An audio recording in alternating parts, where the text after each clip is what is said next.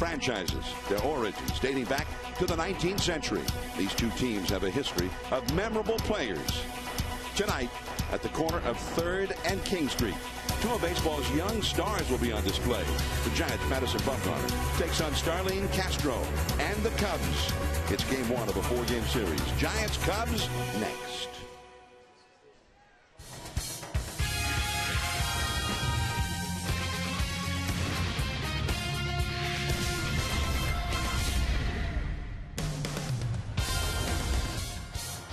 It is a beautiful night at 24 Willie Mays Plaza, the beautiful downtown home of the Giants. Tonight, it's the Giants and the Chicago Cubs.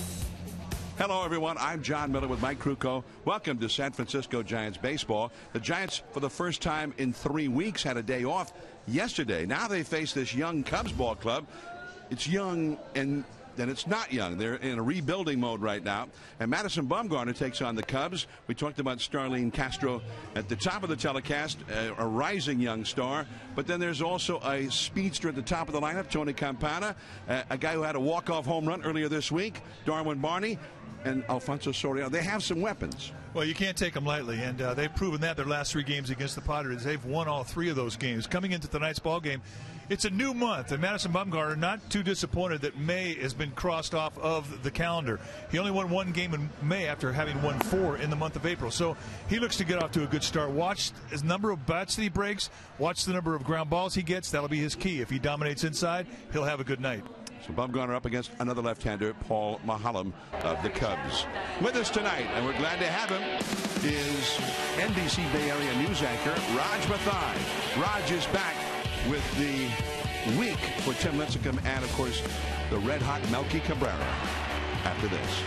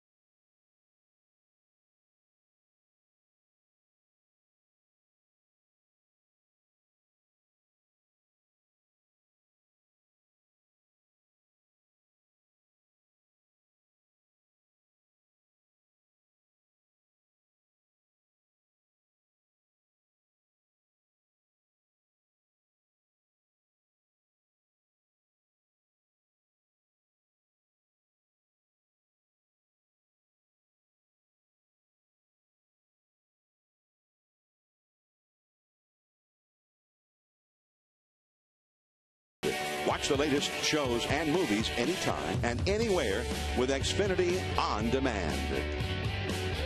Friday Night Baseball here on NBC, and here they come, not just the Giants and the Cubs, but the fans.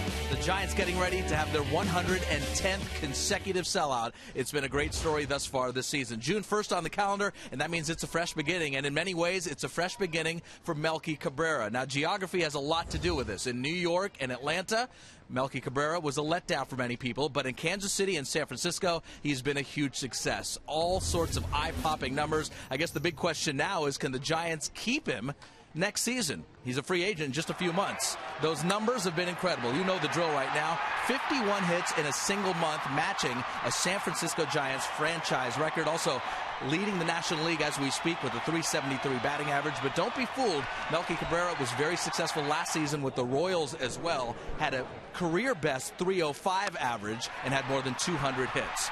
And just in case you're wondering what keeps him grounded, well, he's a mama's boy, and he loves it. His mom has lived with him every step of the way as a major leaguer, including here in San Francisco. So we'll see on this June 1st if Melky Cabrera can keep his hot bat. The other national storyline for the Giants has been Tim Lincecum. Now, the Giants lost on Wednesday night against the Diamondbacks with Lincecum pitching. However, he seemed to have his mojo back just a bit. It has been a rough season for Lincecum, but he looked fairly sharp on Wednesday night. 7 strong innings, allowed just 2 runs. But the bottom line, the Giants have lost 9 of their 11 games in which Lincecum has started. But tonight, it's Madison Bumgarner and not Lincecum. We are ready for some baseball. We are counting down towards first pitch. When we return, a familiar face during the Hum Baby era. We are going to go one-on-one with Bob Brenly, going to talk about the Cubs, the Giants, his son, the youngest Brenly, coming up in the Cubs organization. We are back in a moment from the ballpark. Stay with us.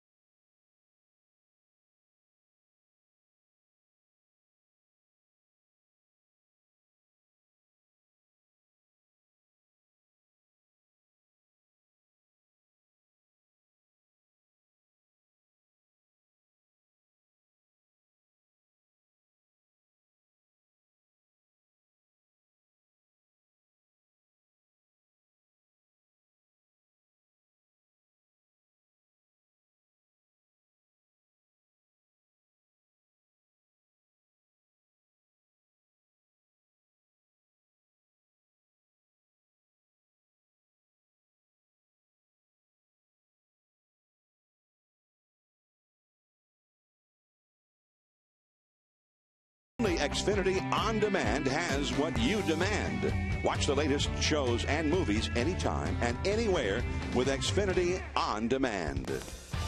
Orange Friday here in San Francisco should be an electric atmosphere. Giants and Cubs, game 1 of this 4-game series. Thanks for joining us. I'm Raj Mathai. We're doing Giants baseball here on NBC Bay Area. Now, one of the most popular people in the ballpark tonight will be former Giant Bob Brenly, who's now a broadcaster for the Chicago Cubs. We talked to Bob, and we go back to those Hum Baby days of the Giants in the 1980s. And if you remember, the organization was in rough shape until Roger Craig stepped in. We were a pretty miserable team in 1985, and we showed it on a daily basis on the field. And Not only was the skill level short, but the attitude was lacking, the effort was lacking. It was just a total breakdown. And Roger came in, and Al Rosen upstairs in the general manager's office, and they said in no uncertain terms, we're not going to accept that anymore. We're not going to allow you to use the ballpark as an excuse anymore. We expect the game to be played a certain way, and if you're not going to be part of it, we'll get you out of here. You can go somewhere else. And yeah, you know, for somebody like me and somebody like Mike Krukow, that was music to our ears. That's what we wanted to hear. And gradually we got players in here that bought into that same attitude, and it really made it a fun place to play. Did you manage that way after obviously your playing days? You went and managed, you won a World Series with the Arizona Diamondbacks. What did you take from Roger Craig that you've said to your players? Well, the only two things you can really control in this game are your effort and your preparation. You can't control results, but you can control how prepared you are to face an opponent that night, and you can control your own effort. And that's all I ask from my players in Arizona, and because we were such a veteran team, I think they appreciated that attitude. Okay, so some of us are getting old now, because I remember watching you. I grew up here in the 1980s. You had a son in the mid-80s at Stanford Hospital, and now he's in the Cubs organization. Yeah, it's wild, Raj. He's playing in Double-A ball down just outside of Knoxville, Tennessee, with the Cubs Double-A affiliate there. And just like his dad, he's off to a slow start again this year, but he's been picking it up over the last couple weeks. He was a non-roster invitee to spring training with the Cubs this year, and really enjoyed his 3 weeks in big league camp and learned a lot, and got just enough of a taste of it that he's really hungry to get back. Another Brenly coming up the ranks. Okay, before we go now, one thing that stands out for this current Giants team, and obviously you don't cover the Giants, but you watch them closely. One thing that stands out to you? Yeah, once again, the lack of offense. You know, you figure with that pitching staff, you don't need a lot of offense, just score a couple runs here and there. But I know that Melky Cabrera and maybe Angel Pagan are probably the two only guys that have been swinging the bat well. So that was a problem last year, and I know it's a problem again this year. Okay, Bob, thanks for your time. My pleasure, Ross. Always good to see you. Bob Brenly, one of the most humble and genuine Giants, or pro athletes, we should even say, that we've ever dealt with. Bob Brenly and the Cubs, and now the Giants. We are ready to play some baseball here at AT&T Park. Game one of this four-game set, John Miller and Mike Krukow with the first pitch and starting lineups. Coming up next, right here from San Francisco.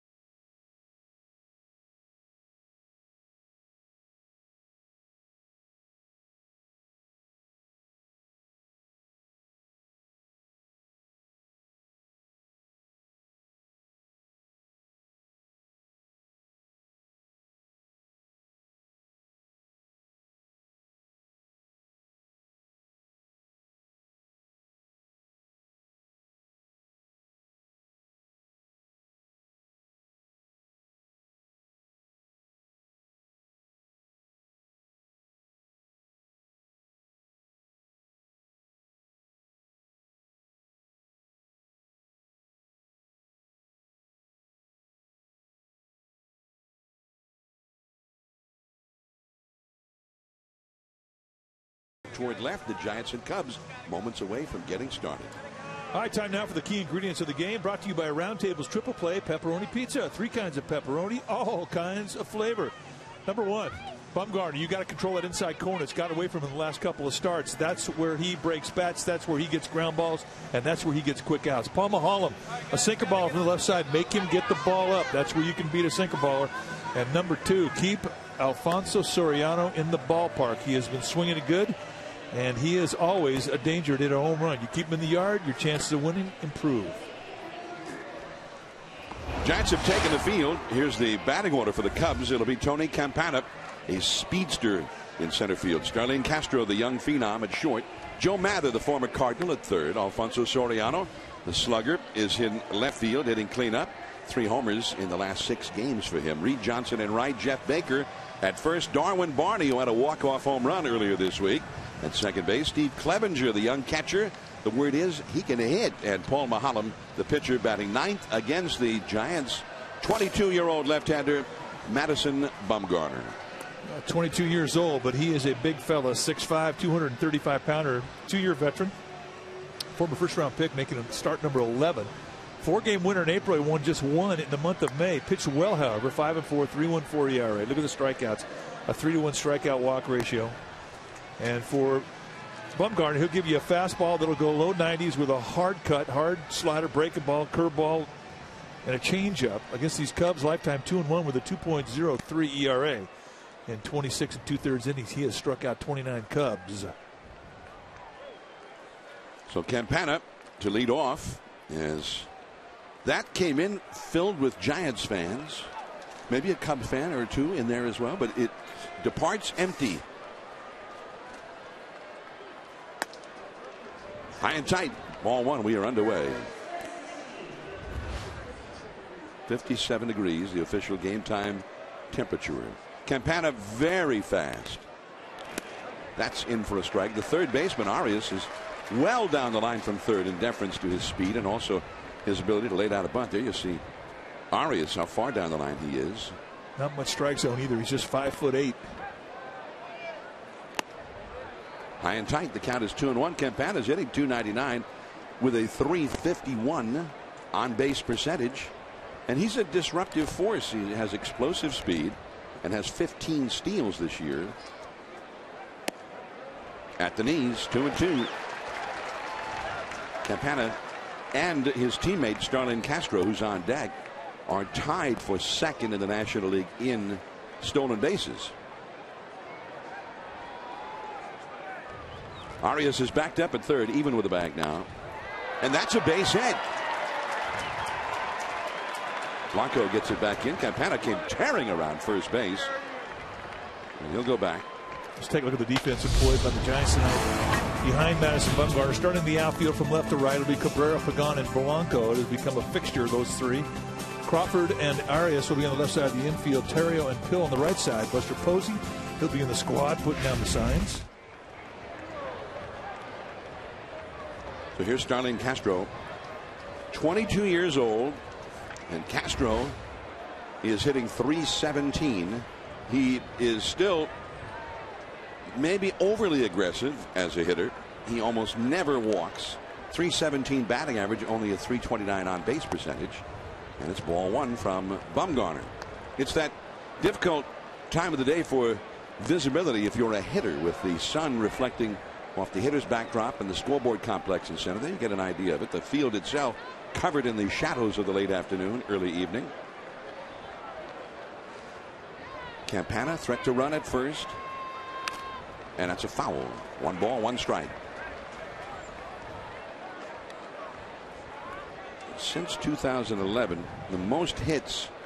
Number 1, Melky Cabrera of the Giants. That's since the beginning of last year and right up till now. Then Starlin Castro and Michael Young of the Texas Rangers. There's Melky out in left field on Orange Friday.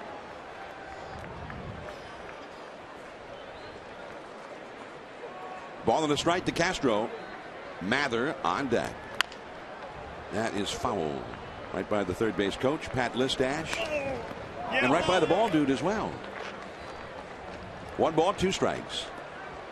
Angel Hernandez behind home plate. Chris Conroy umpiring at first. Mark Carlson at second. And the crew chief, Ed Rapuano, umpires at third. Campana, I don't know if he's gotten a feel for the move yet of Bumgarner. Bumgarner has not made a throw to first. Now he does, and he hasn't picked. A balk has been called. He tagged him out at second, and Campana's leaving the field, but he was given second base on a balk call by Chris Conroy, the first base umpire. It looks to me, Krug, that he said that he kicked the front foot back behind the pitching slab. And that's exactly what happened. Watch the right foot lift up. Oh, that's a ticky-tack block right there. I mean, that is a ticky-tack block. Conroy, you have to be looking for something, and at best, it's a 20% block. Watch the right leg. I mean, I don't see it. That is a ticky-tack block right there. That's a free 90 feet. I don't think that was the right call. Campana is going to third. And it's a foul. So Campana will have to go back to second. Well, watch the right foot. If it goes past the rubber, you know what, John? That is as minute an infraction on a block as I've seen in a long time. If you're going to call that, there's going to be 20 balks tonight.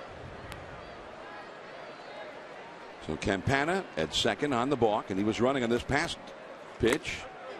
And that is in there. The free swinging Castro does not get off a swing. In the final analysis, strike three called. Just rear back and throwing right through the knees. And Angel Hernandez, you'll get a low ball zone early, and it has a tendency to rise a bit. And he has a very, very tight zone. You're not going to get a lot of corners, especially early. So one out. Here is Joe Mather. Mather, 260 average, 3 home runs in 77 at bats. Runner at second, one out. And Bumgarner. Well, Bumgarner was just bluffing, but he might have had him picked off if he was not so shocked that Campana actually was still out there.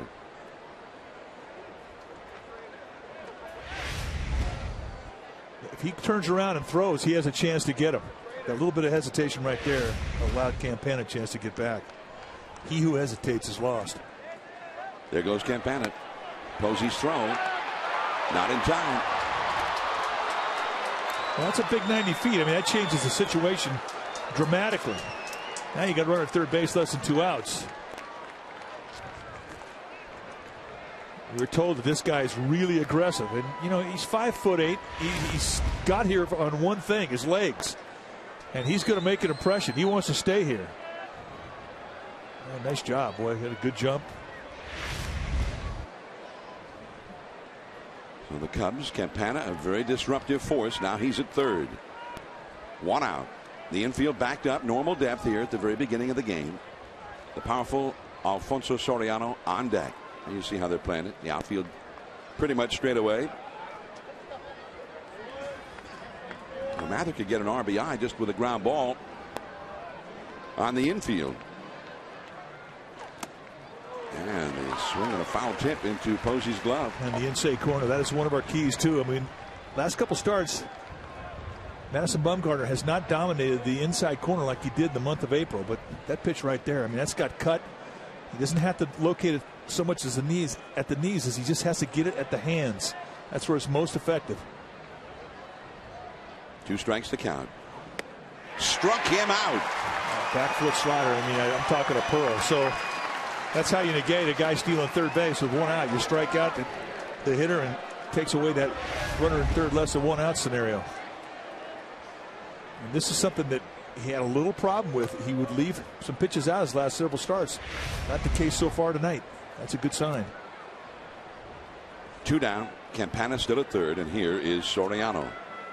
Soriano hitting .266, 7 homers, 28 batted in, .308 on base average. Off to a slow start in April, but in May he started to hit the long ball. And they say that although his knee, Mike, is bothering him right now a little bit, that he was a vastly improved outfielder early in the season. Really, it was like the comeback player of the year in the outfield. He was not a good outfielder. Dave McKay challenged him at spring training and said, you know what, people think you're not a good outfielder. You need to change that opinion. And I'm sugarcoated. Dave McKay did not sugarcoat when he told him his game was below average. Dave McKay, the first base coach for the Cubs. And to his credit, he rallied. McKay, for many years, a coach under Tony La Russa. Just off the outside. 2-1. Campana over third base. You got to keep an eye on him. He may break at third. Unlikely with Soriano up there. You want the big bat to have a chance to swing, but the way Campana is on the base pass, if he thinks he can steal home, I wouldn't be surprised to see him go. And if he wants to steal home, he better let Soriano know about it. Go right between his legs. Down the left field line, foul. The ball was in on the hands, and for a moment, you wondered if he might somehow keep it fair, but not quite. 2-2.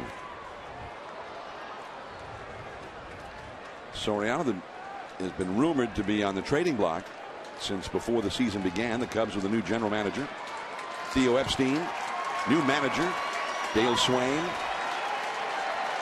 And they owe him a lot of money yet. 2-2 the count. That hit him. Well, you always talk about going for the back foot. Well, he got the back foot. Well, you're not supposed to go for it literally. That's exactly what happened. He hits it. Watch the right foot. I mean, this thing just eats him up.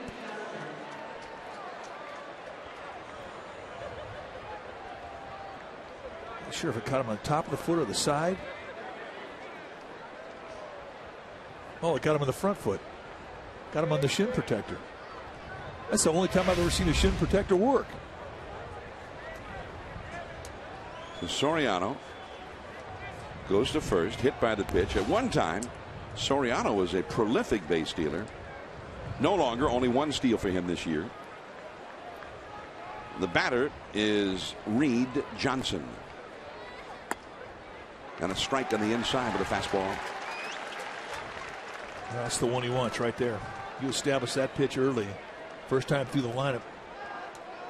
And they have to be aware of that the rest of the night. Most guys will get in that batter's box and they'll look middle away.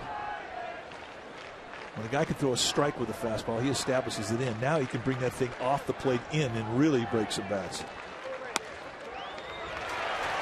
0-2.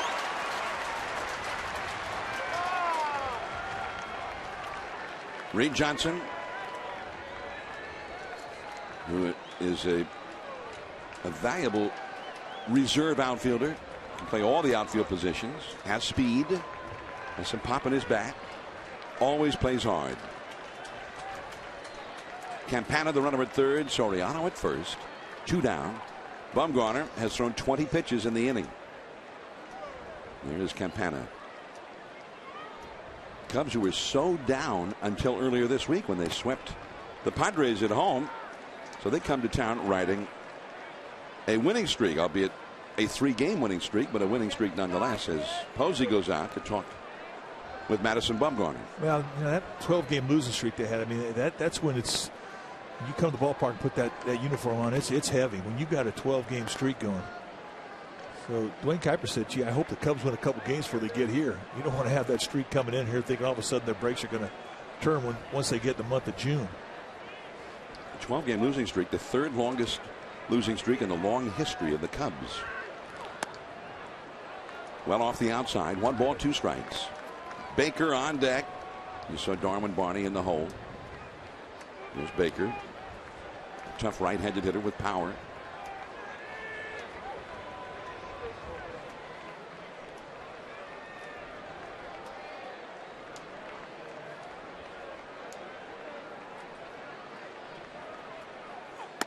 Struck him out. And he strikes out the side. 2 men stranded. Blanco, Terrio, and that man, Melky.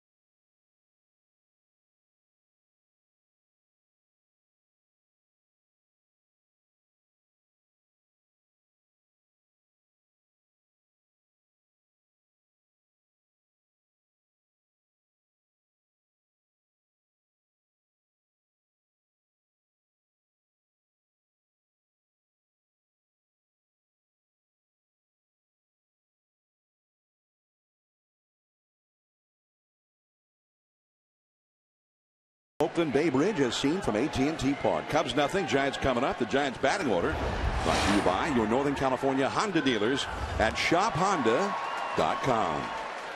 Gregor Blanco, right field. Blanco with his .401 on base average. Terrio, the former Cub, at second. Melky Cabrera, .373, hit .429 in the month of May. He is the National League's leading hitter. Buster Posey, the catcher. Angel Pagan, center field, hitting .316. Brett Pill at first. Joaquin Arias at third. Brandon Crawford at short. And Bumgarner, the pitcher, with Mahalam, the left-hander, Paul Mahalam, on the mound for the Cubs. There you see a 4-3 record in 9 starts with a 4.62 ERA. A little bit low.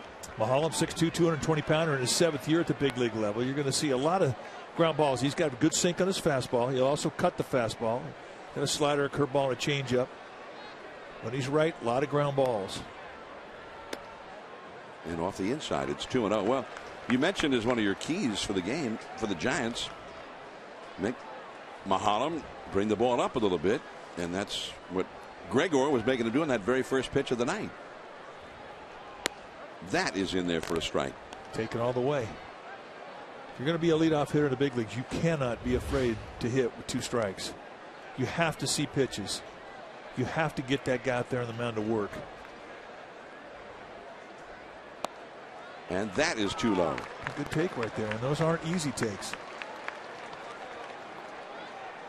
He's taken 2 pitches below the knees. The count is 3-1. Terrio is on deck. There he is. Longtime Cub. Broke in with the Cubs. And he gets the walk. Let's check out the Cubs defensively behind Paul Mahalam, starting with their outfield from left to right.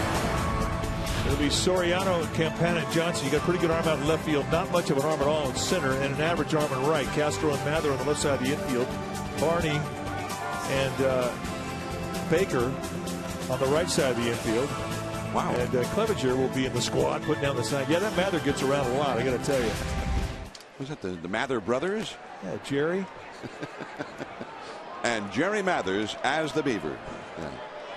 Jerry Mathers was the Beaver, and Tony Dow was his brother Wally. And if you don't have a clue what we're talking about, that means that you're a little bit younger than us. There's a called strike now to Ryan Terrio. Leave it to Beaver. What a great show. Eddie Haskell, my favorite. Terrio's at bats have been a lot better since his elbow problem has calmed down.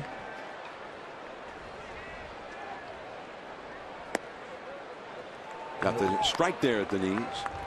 0-2 the count. You know, baseball players at the big league level are so used to being come to the ballpark every day. There's always one little nagging injury you got to play around. You know, you got hit by a pitch. You can't quite hold the bat with your left hand. Well, I'll make it work. I'll have 80% and go with that.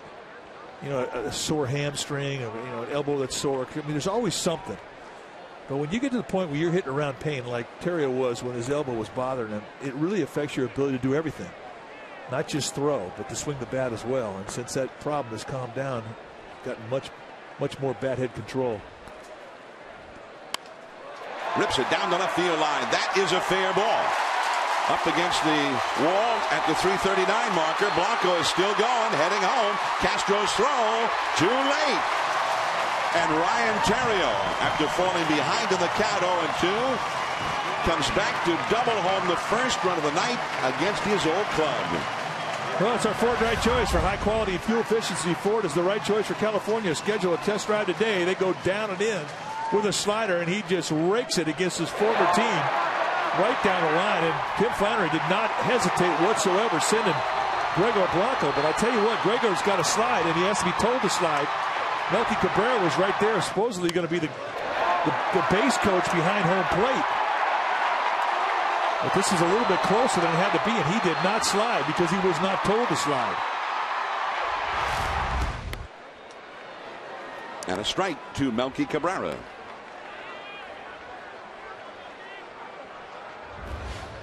Melky leading the National League in hitting. And as good as he's been all the way around, he's been even better as a right-handed hitter, hitting .431, batting right-handed.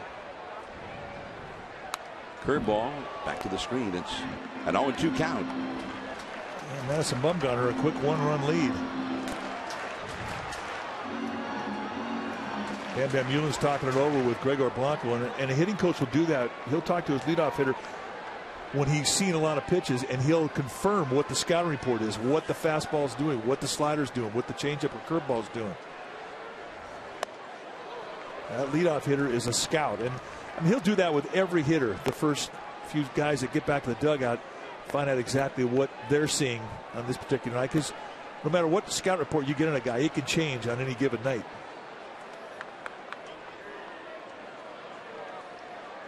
1-0 Giants. Terrio at second. In the dirt with a changeup, and the count is 2-2. Blocked by the catcher, Clevenger. Buster Posey on deck. There's Blanco.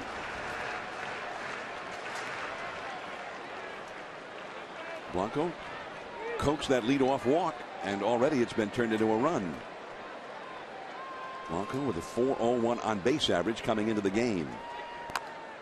And he fought off that tough slider. 2-2. That's the fourth time this year that Gregor Blanco has scored from first base on a double. The only other Giant who's done that as many times is at the plate right now, Melky Cabrera.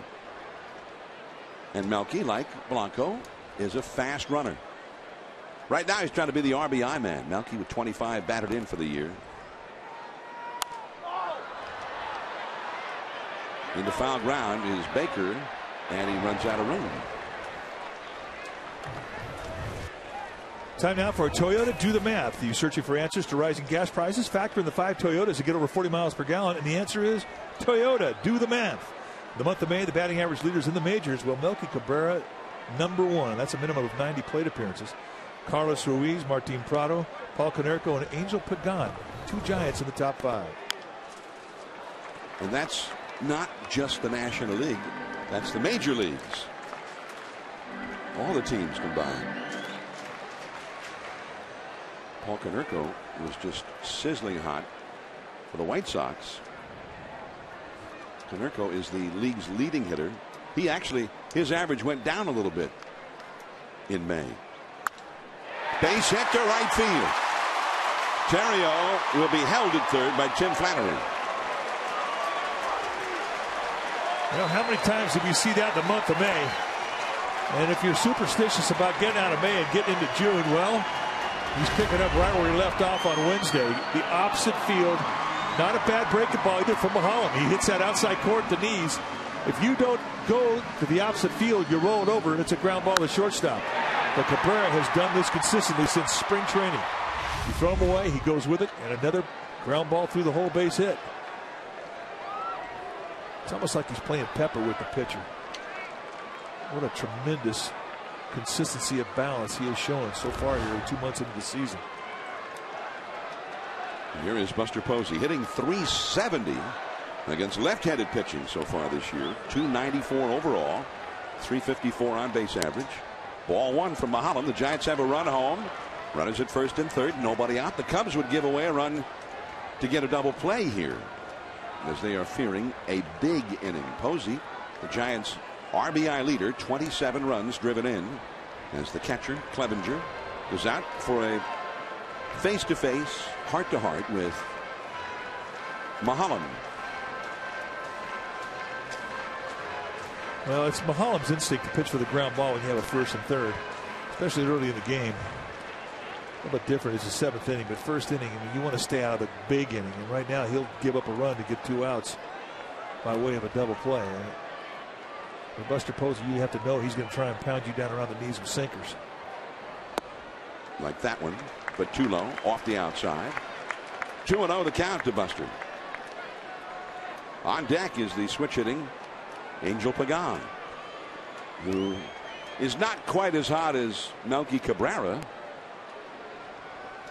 but very hot nonetheless. That's in center field. Terrio tagging up. Campana does not have a strong arm, and he will throw into the cutoff man as Terrio scores a sacrifice fly for Posey. 2-0 Giants.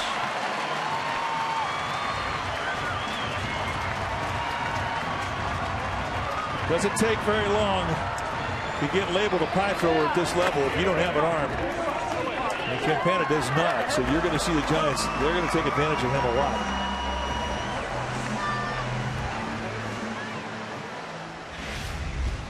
So a medium depth fly ball with good speed at third. And Campana, I mean, that's a rainbow to cutoff man. So you'll see a lot of run on that arm this series. Buster Posey with his 28th run batted in. Third time he's hit a sacrifice fly. Giants as a team have been hitting their fair share of sacrifice flies. Ball one now to Angel Pagan, hitting .316 overall and a .358 on base average. Giants have hit 20 sacrifice flies. That's more than any other team in the National League. In fact, far more than any other team. No other team has hit more than 16 sac flies, and the count is 1 ball and 1 strike. Well, I mean, think about how many years that was something this Giants team, one after another, could not do consistently. Get that sac fly. We don't take our sac flies for granted here.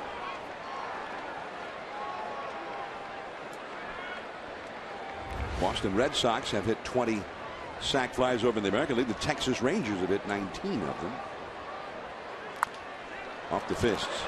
Mahalan got him at first with Cabrera moving to second. Nice play. Like Pagan really got jammed on that one. 2 down. And Brett Pill will come up. Pill hitting only .206. And in the last 10 games, only 1 hit, 17 at bats. That's with some starts and some pinch hit plate appearances, getting into a game late on a double switch, that sort of thing. He's hurting for a hit, Mike, right now. Yeah, that's tough on a young player too, because you feel like you have to produce to play. I mean, you do have to produce to play, but a young player who's never produced here and he hasn't quite established himself with the bat yet, it's a little bit different than a veteran who's going through a slow streak. So this is, I'm sure he's looking at it as a huge at bat. Base hit can mean a run. Cabrera at second. And it's 2-0. Arias, another right-handed hitter, is on deck. Ryan Theriot talking with Mark Gardner, Giants bullpen coach. Theriot knocked in the first run and then scored the second run of the inning for the Giants. 2-0. From third, Mather just got him at first. Giants get 2. 2 hits, 1 left. Ryan Theriot's double, the big hit of the inning. Bumgarner back to the hill. 2-0 Giants.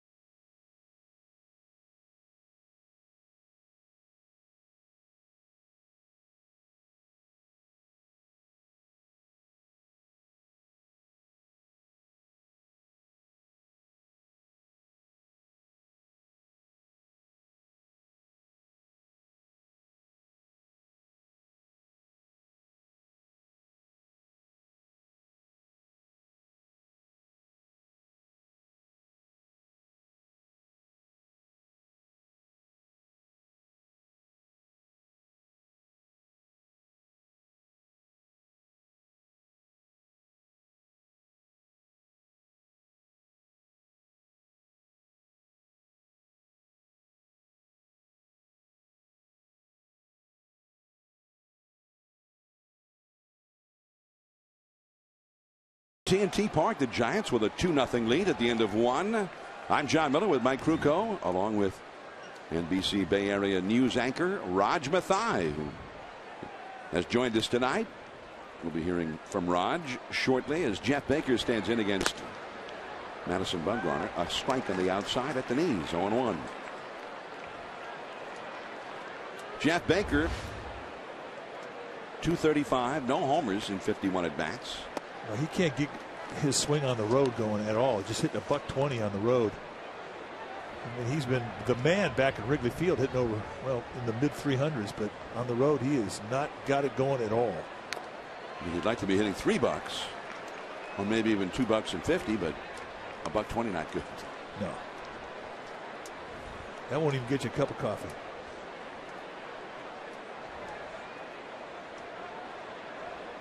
Even before inflation, $120 not much. Yeah, no. 1-2 the count to Baker. Darwin Barney on deck. That's through the hole, base hit. Well, we're going to take you down to NBC Bay Area news anchor Raj Mathai. John, Mike, good to see you. We have some history on this Friday night on the biggest stage in America. We're talking New York City. Let's take you there. Citi Field. It took a while, in fact, 51 seasons, but it's finally happened. The New York Mets have a no-hitter. Johan Santana delivering the final blow. He no-hits the St. Louis Cardinals. Look at the reaction. Close to 30,000 fans. He was mobbed on the field. A no-hitter for the Mets as they blank the Cardinals tonight, 8-0. 51 seasons, the first no-hitter in Mets franchise history. How about that? I'll send it back up to you guys. Well, thanks, Raj. And quite a story.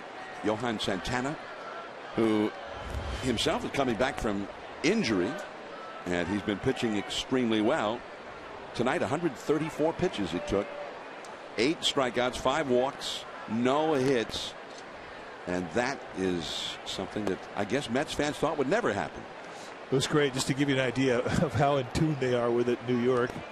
In the middle of the celebration in the infield, Johan became known as Nohan. They had Nohan up there on the board, so that might stick around.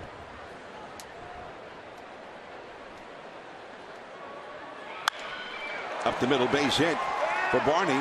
Over to second is Baker, and the Cubs have 2 men on with nobody out, trailing 2-0 here in the second. Here is the particulars on the no-hitter. It was the 8,020th game in Mets history. They were born in 1962. This is their, as Raj mentioned, their 51st season of play. Tom Seaver apparently had been the only Mets pitcher ever to have taken a no-hitter into the 9th inning, which he did 3 times. But the no-hitter was always broken up. Seaver eventually pitched a no-hitter, but after leaving New York, he pitched one for Cincinnati, sort of to add insult to injury. Strike one to Clevenger. And this is our first look at Steve Clevenger, 26-year-old catcher from Baltimore. He's got a good swing. He's hitting 500. He's hitting $5. Hitting $5. That's pretty good. 1 ball, 1 strike. Well, if you're hitting 500 after a few at bats, you start to think that you can hit up here. 26 official at bats. He's only struck out twice. That's a double play ball. Crawford 1 to first. A double play with Baker going to third. And that's what the Giants like to see when Bumgarner's out there on the hill. Ground balls. I think he's the best starting pitcher that the Giants have to get the ground ball. Steve Edlison, perhaps the only other pitcher on the staff that can get more ground balls. But when Bumgarner's right, he will break bats. He will get ground balls consistently, and he'll have a lot of quick at bats where he gets guys out 3 pitches or less, and that's what you want. Now Mahalam, the pitcher, 1 hit, 16 at bats, 9 strikeouts. It's a strike. Runner at third, 2 down in the second. There was a controversial call, by the way, in that no-hitter that Raj brought up, and it was involving a ground ball down the third base side, and the television replays make it look like it actually hit the sort of the edge of the painted foul line behind after it had already passed third base. The umpire called it foul. Strike three call. Fourth strikeout for Matty in these first 2 innings. Arias coming up.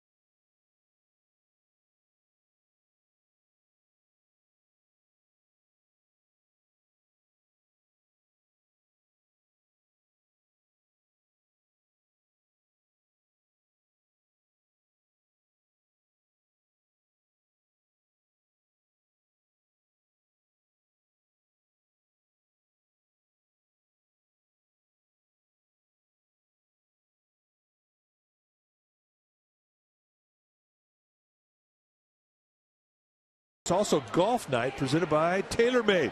Your special event package will include a ticket to the game against the Astros and a limited edition Giants TaylorMade driver head cover. I want to get that.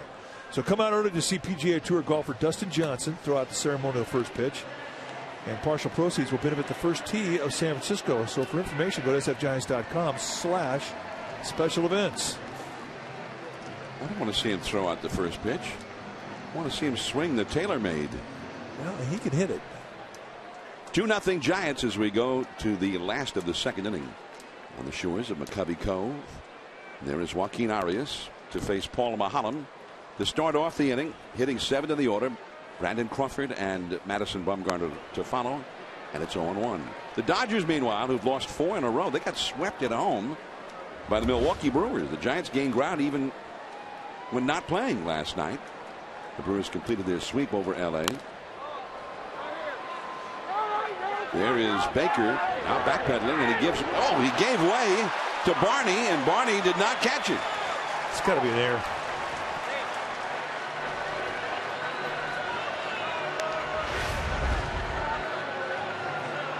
Looked like Baker had position, then all of a sudden he gave away. I don't know if there was any communication, because you figure if Barney was going to be yelled for it, he'd have made a better play at it. But Baker backed off as if somebody called him off. May have been somebody down there in the party pit. Well, Barney should have been calling him off. Yeah, he should have. I think somebody in the party pit may have called, "I got it."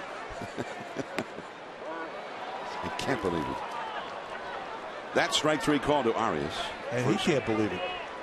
First strikeout. Yep, they're laughing. I think they did it. Dude, you hear me say I got it? That was awesome.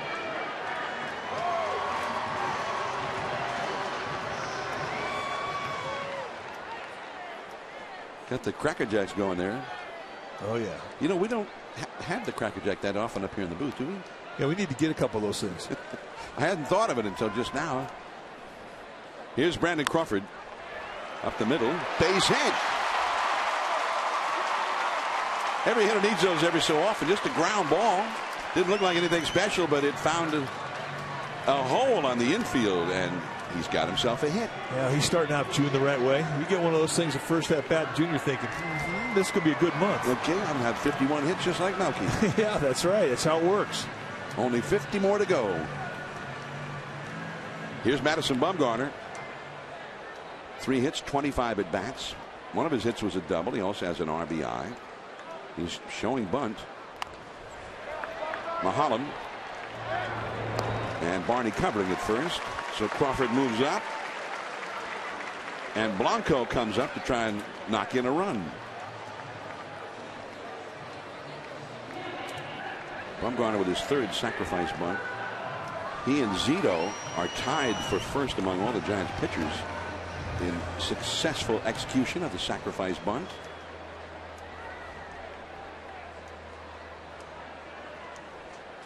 So Blanco comes up. Blanco has knocked in 10 runs.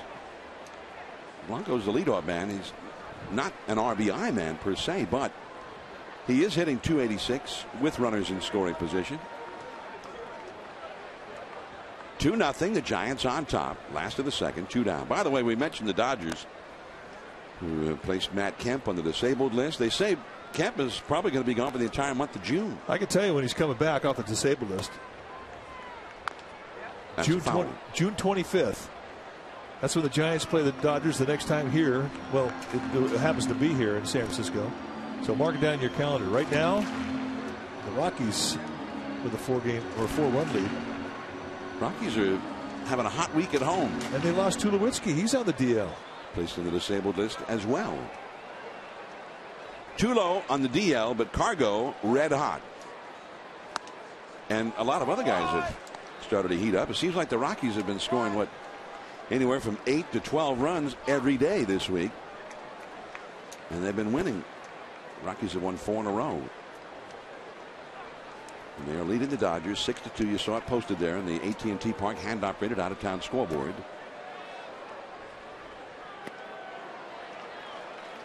Two and one the count. Blanco coaxed a walk out of Mahalam to start the game for the Giants in the first inning. And then a few moments later, he scored the first run on a double by Terrio. There's a Cubs fan.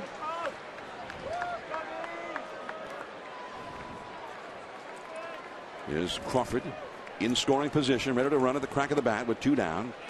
And it's 3-1. Terrio on deck.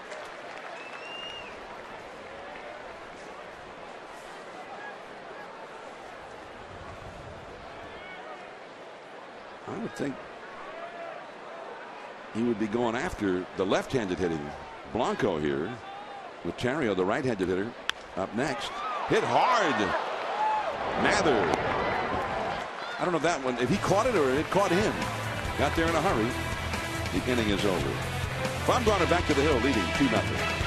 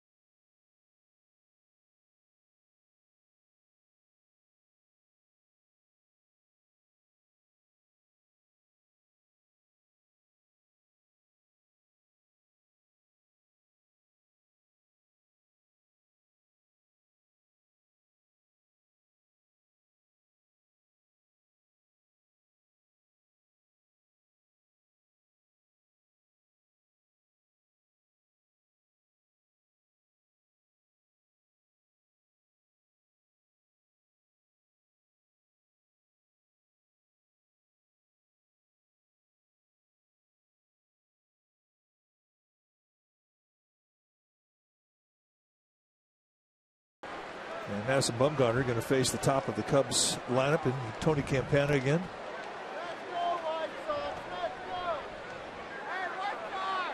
Campana bluffs the bunt, takes a fastball for a called strike. This is a guy you really want to throw strikes to. You don't want to walk him. He really can play with a pitcher's mind. Arias very shallow at third. The curveball, strike 2 called. When you're a pitcher and you have a guy like this, once he gets on base, does it really tend to erode your concentration on the hitter? It definitely gives you more things to think about. He struck him out with the curveball. He made short work of him. His whole game is trying to disrupt you, and you know, the best thing you can do is bear down and get him out if you can. And Madison Bumgarner does it here in a 3-pitch see. A nice curveball for strike 3, but you know, he moves around. He push bunts, he drag bunts, he slash bunts, he steals bags. I mean, he is a disruptive force. Gnats in your ears. Well, here's another guy who can be a disruptive force. Darlene Castro. Foul ball, strike 1. Castro from the Dominican Republic. Only 22 years old. Last year was his first full season in the big leagues, and he hit .307, had 207 hits. Well, you don't have to throw him a strike. You look at the stat sheet, you notice 206 at bats into the season. He's walked 5 times. So you throw this guy a strike, you're crazy, because he will chase. So last year he had 674 official at bats, 35 walks. He just doesn't like to walk.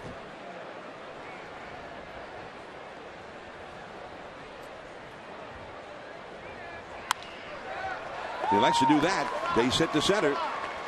And he's 1 for 2 in the game. He struck out his first time. Well, tomorrow we are turning back the century to 1912. The New York Giants will be taking on the Chicago Cubs right here at AT&T Park.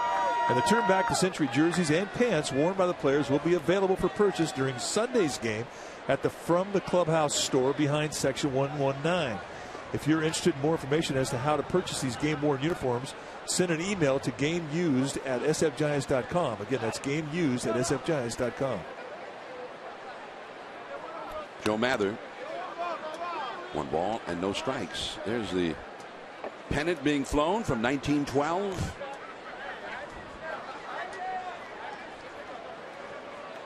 The New York Giants. The Giants were born in 1883.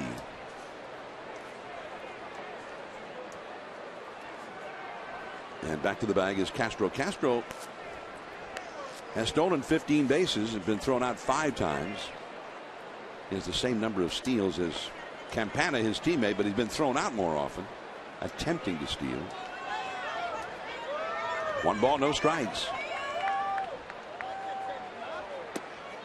Just a little bit low. Now you're going to get a little width on the inside corner, but you're not going to get much away. And that's why guys think that Angel Hernandez strike zone is tight, because you don't get those pitches away. 2-0. The Giants ahead. We're in the 3rd. 1 out. Castro the runner. And the powerful Alfonso Soriano on deck. There goes Castro. Posey's throw. There. He's out. And Castro did not slide. Instead, he turned and almost glared in at Mather, the hitter. You know, if there's a blowing sign, if there's a hit and run sign that doesn't get executed, you still have to slide. And it looked to me like starting Castro just stopped. And you got to come through with it. And there's no, just keep going through the bag. I mean, why he stops there, I have no idea. And then to sit there and give some stank out of your teammate, that's not right. 2 down, nobody on. 2-1 the count. On the outside, strike 2 call.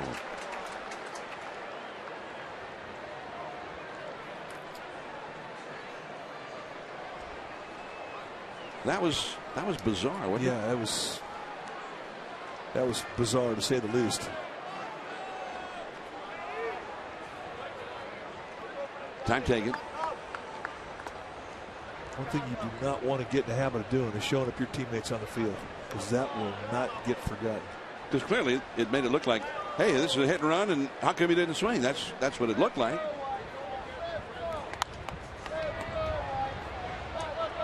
Plus, the other thing, too, Joe Mather is thinking about that look, and that will affect his at-bat.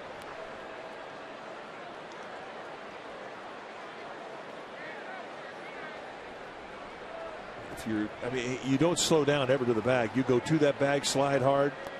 You might be able to kick a ball out of a glove if a guy's putting a tag on you. You never know. You don't just stop and run into a tag. That's wrong.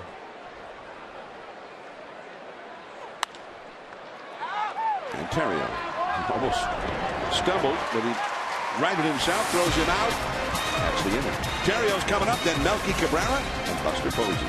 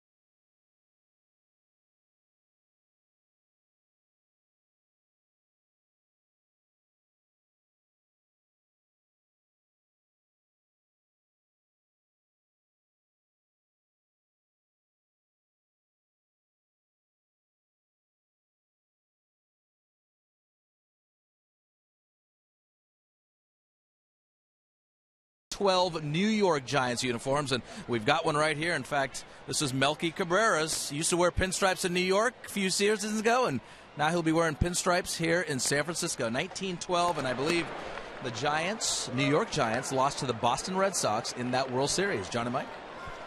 It was the year that Fenway Park opened, 1912.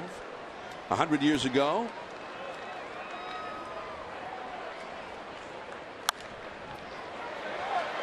And a bad hop and over the glove of the diving Darwin Barney. Base hit for Ontario. He's 2 for 2.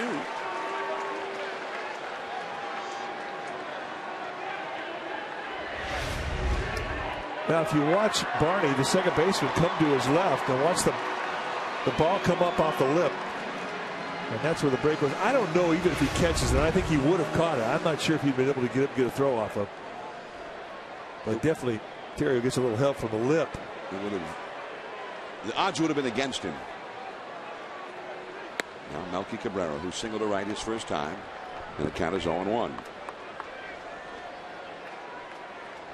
Colorado, by the way, now leading the Dodgers 8-2 in the first half of the 7th at Coors Field on the out-of-town scoreboard.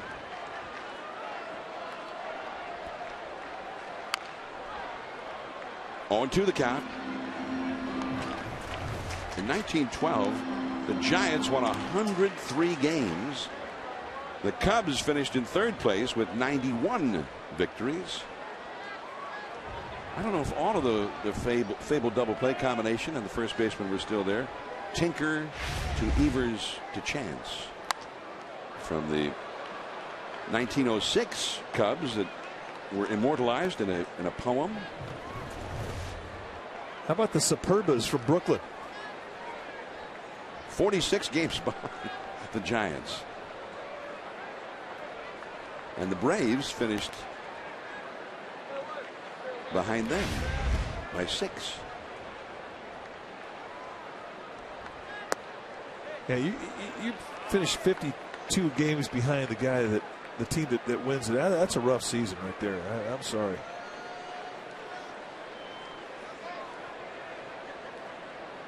Rough?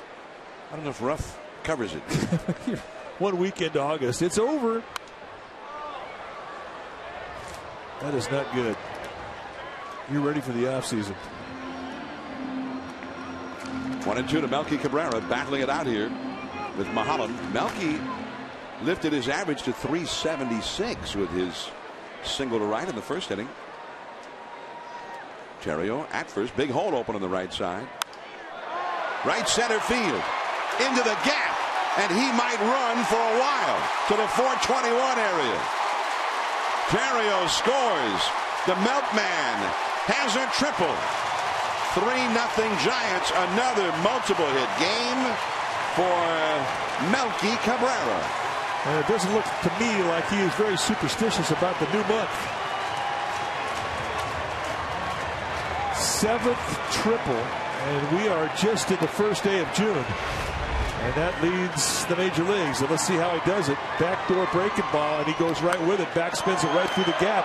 They had pinched the gap, and he still finds a way to get it past them. And he knows by now, you find that gap, that's a 3-bagger.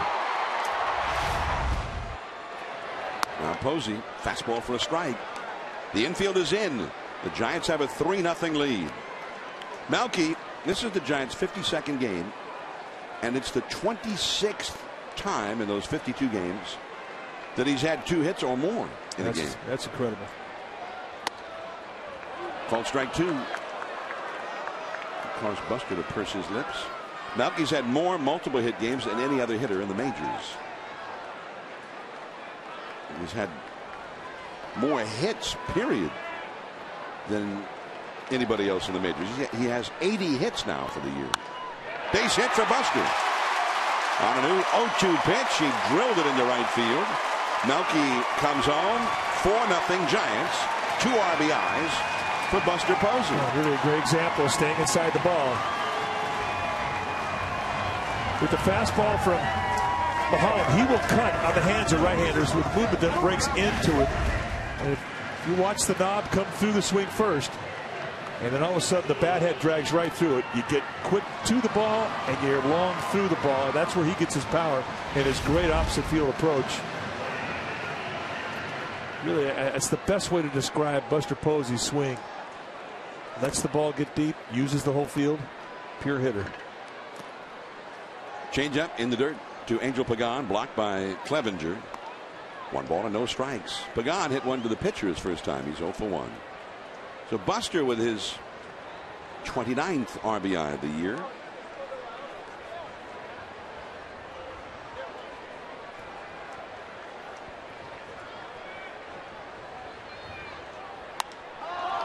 The bloop. It is in. Posey, the second. Buster seemed to get a very good read on that one. And he was 2/3 of the way to second before it did fall in. And a short pop-up, your first instincts are to go halfway. And then as soon as Buster Posey turned around and looked and saw where right fielder Reed Johnson was, he took off because he knew Johnson had no chance. Halfway, now he sees Johnson, the ball, there's the gauge, gone.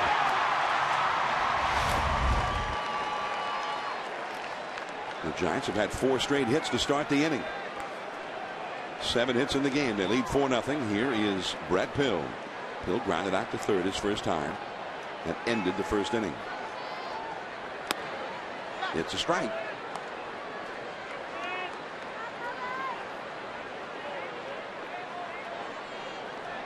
Terrio single to right to start the inning.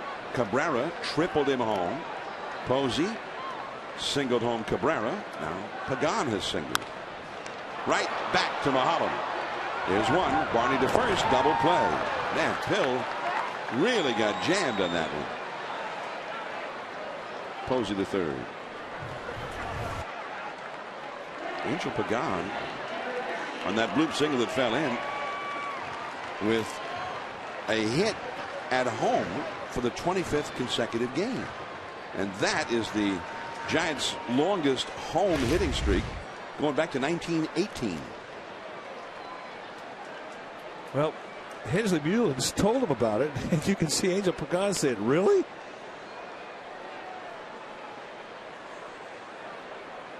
Two down, Posey at third. There's ball 1 to Arias. Arias was called out on strikes his first time. So Pagan with Dave Righetti. Maybe Righetti was telling him, no, I wasn't pitching in 1918. Believe me, he'll get asked. The curveball, 2-0.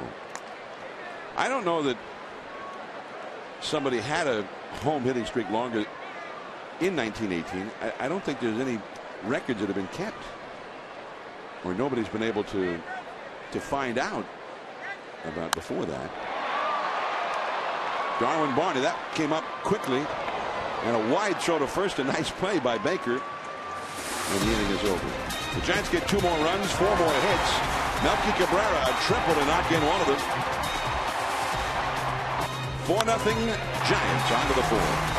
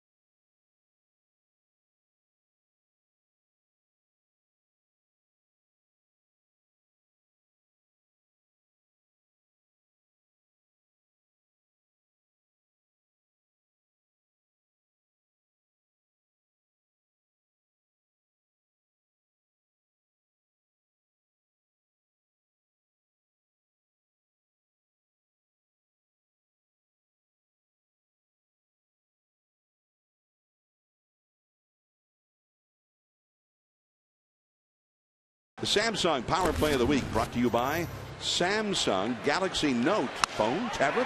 It's the best of both. Wednesday, Melky Cabrera got his 51st hit of the month. That was right there. They saved that baseball for him. That tied the San Francisco Giants record for most hits in any month. Randy Wynn had that many in September of '05.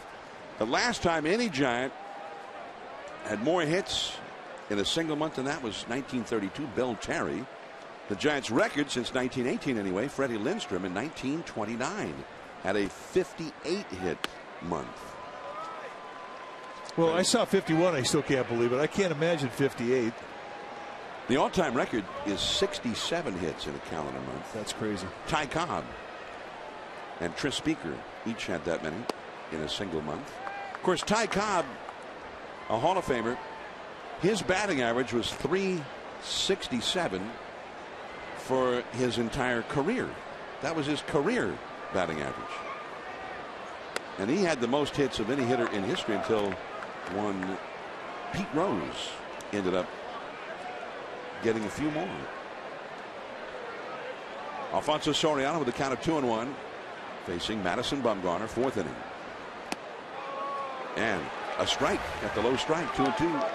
Ty Cobb in 1922 was 67, and the next year, the same month of the next year, Tris Speaker with Cleveland had 67. And 11 other times there were hitters who had 60 or more. Besides that. So maybe Melky will really get hot this month. That's the strikeout. And Bumgarner has 6 strikeouts in 3 1/3 innings.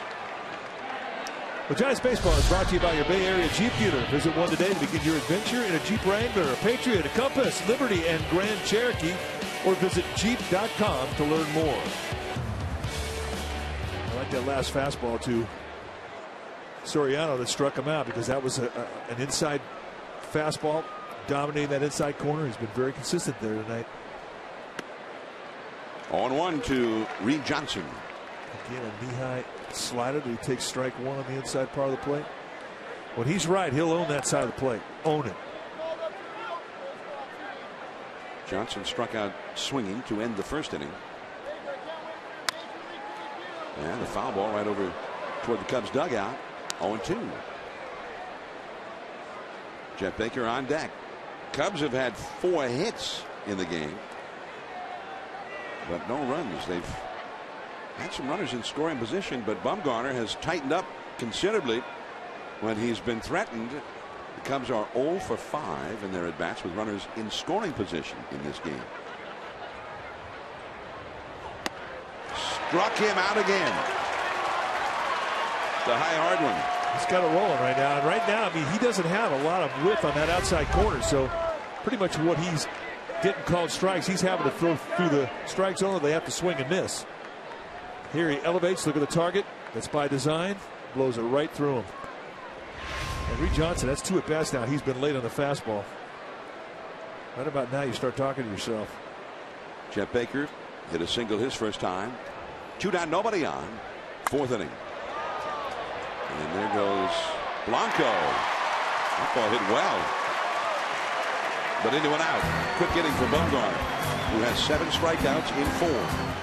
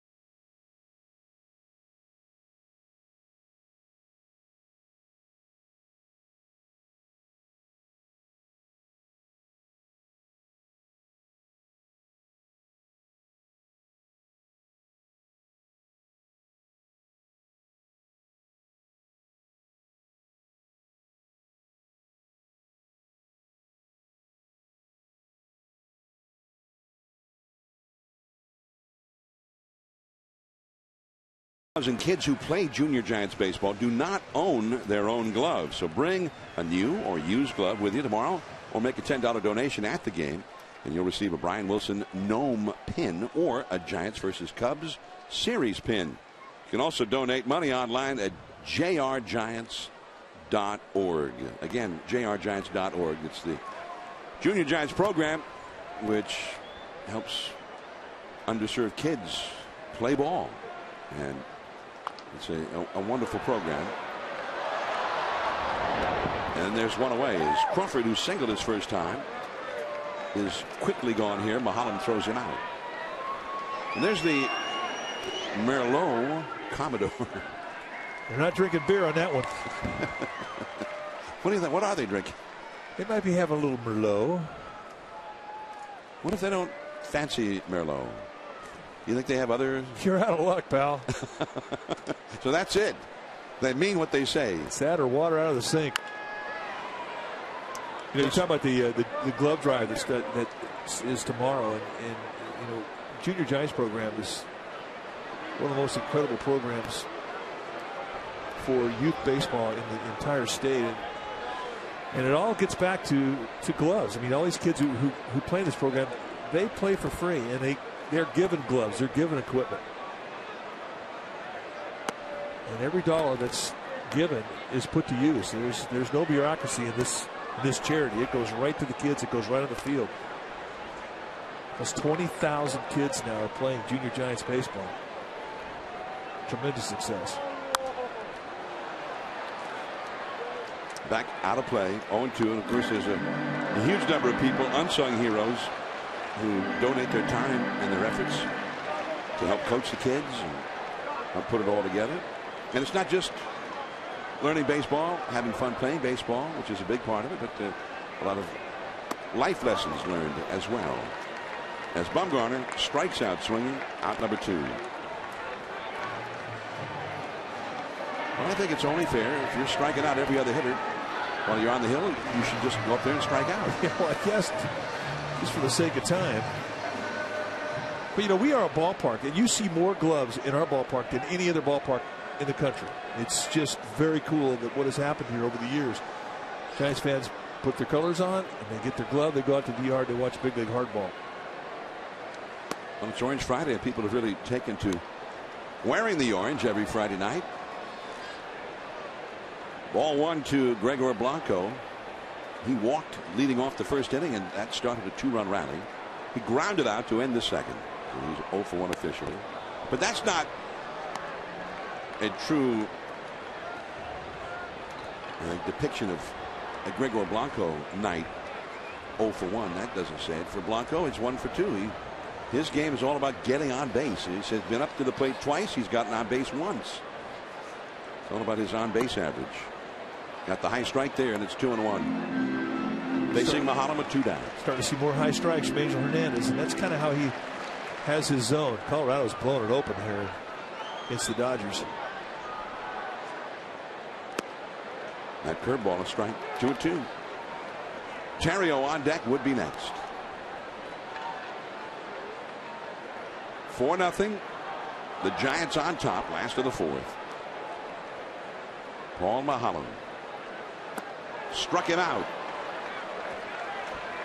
First 3 up, 3 down inning for Mahalam. Bumgarner back to the hill for the 5th inning.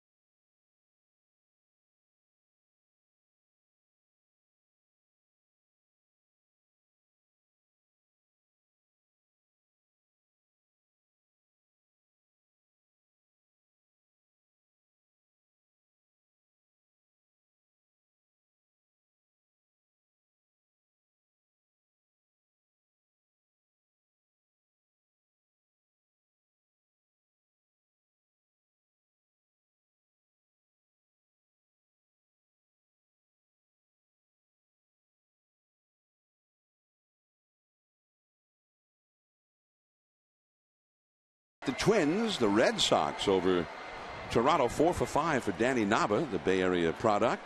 Yankees 9-4 over Detroit, back of CC Sabathia from Vallejo. 17th homer for Curtis Granderson as Madison Bumgarner throws a called strike to Darwin Barney, leading it off for the Cubs during the 5th inning. 4-0, the Giants ahead. Barney singled his first time. That goes foul. And it's 0-2. The other score we had was Tampa Bay beating Baltimore. The Orioles' 6th straight loss, 5-0. David Price. The Athletics lost their 9th in a row, 10th time they've been shut out this year. Kansas City 2-0 over them. And the White Sox won their 9th in a row. 17th home run for Adam Dunn, and Texas leads the Angels down in Southern California 2-0. That game is in the last of the 5th, and that's another hit for Barney. He has the big turn, and Cabrera fires a strike into second base. Melky wasn't fooling around in that one. Barney never hesitated, rounding first, and Melky said, well, I may have to throw him out. So he put it chest high right on the bag to Ryan Theriot. Now let's watch the footwork. You know, like everything else in baseball, you have to have good balance in order to get off the throw. Quickly get yourself positioned, quill hop, and I mean a strike for Ryan Theriot.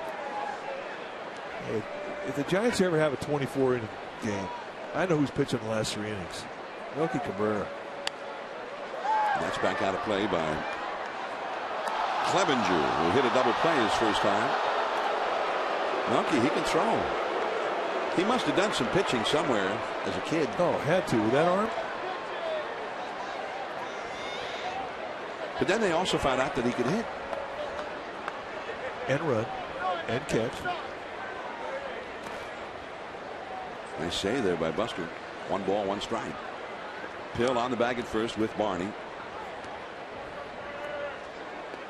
Clevenger came into this game hitting .500 in his first 26 at bats, but grounded into a double play. A big moment in the second inning. He came up with 2 men on and nobody out, and Bumgarner got him to hit the double play ball.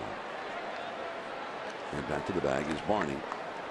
Barney with 3 steals for the year. There's Dave McKay, the first base coach. It seemed like McKay was a coach under Tony La Russa forever. Not just with the Cardinals, but even going back to his days in Oakland. Well, this could be 2. Not hit very hard. Theriot to Crawford. Crawford to first. A double play. Pretty good example of some creativity by Brandon Crawford. I mean, I was wondering how he was going to get this one off, because you knew he was going to get some heat from Darwin Barney, who runs well. We're going to make it our smart play, brought to you by Lincoln and the new MKS. Now it gets interesting, and look at just a hop, not even a step, just a flat-footed hop, and up he goes to avoid contact, and still gets enough on it to get the back into the double play easily. And that's our Lincoln smart play. To Clevenger. Been up twice and grounded into a double play both times. Here is Mahalam. Giants ahead 4-0. Mahalam struck out looking his first time. And it's 0-2 this time already. Now Clevenger's off to a good start. If he keeps it up, I may think about picking him tonight for my guy. Player of the game. I mean, 2 ups. I mean, that's 4 outs and 2 at bats. That's good. And another strikeout of Mahalam. 8 strikeouts in 5 innings for Bumgarner. Theriot, then Melky coming up.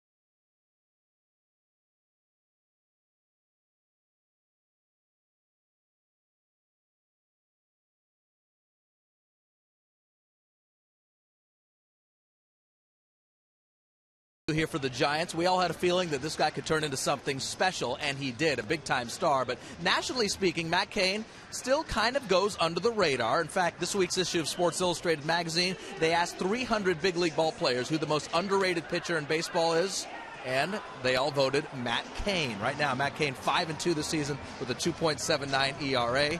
But still, according to SI, the most underrated pitcher in the game. Cain will pitch tomorrow night. That's a national game on Fox, 4 o'clock start time. Guys, back up to you. That's Raj Mathai, news anchor, NBC Bay Area. I thought Raj maybe was just never going to come out here with us again. Now that he's the news anchor. But here he is. Well, he said he had to get back to his roots. There's a ball in the dirt to Ryan Theriot. Theriot against his old club has had an RBI double, also a single. He's scored twice. So he's had a direct hand in 3 of the Giants' 4 runs. They lead 4-0 in the 5th. Hey, you're going to start to see his batting average climb. Much different hitter than before he was and went on the disabled list. 2-1. It's amazing when your body says that you can play. You don't have to hit around pain in your elbow or your leg or your shoulder, and that was the case. His elbow was killing him. Now he's a different player. Yeah, Raj Mathai is going to be at the Olympics this year. He's going to be in London for a month. Wow.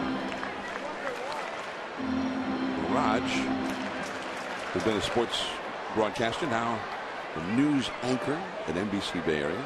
Probably won't be long before he'll be with the network on the nightly news. NBC White House correspondent Raj Mathai. Out already? Yeah, we're making plans for you. Are you guys trying to run me out of town already? No. I grew up here. I'm staying around. Come on. NBC London correspondent Raj Mathai. There's ball 4 to Theriot. He may have to think about that one. So Raj will be. So he'll be part of the coverage over at the Olympic Games this summer. But he's really good. We're always thrilled whenever he has a chance to come out and be with us here at AT&T Park. Melky Cabrera, even if he becomes the NBC Network White House correspondent, he's still going to come out here on occasion and work a game with us. I'm pretty sure. Yeah, that'll be in the contract. Melky Cabrera got the wind knocked out of him on that foul ball.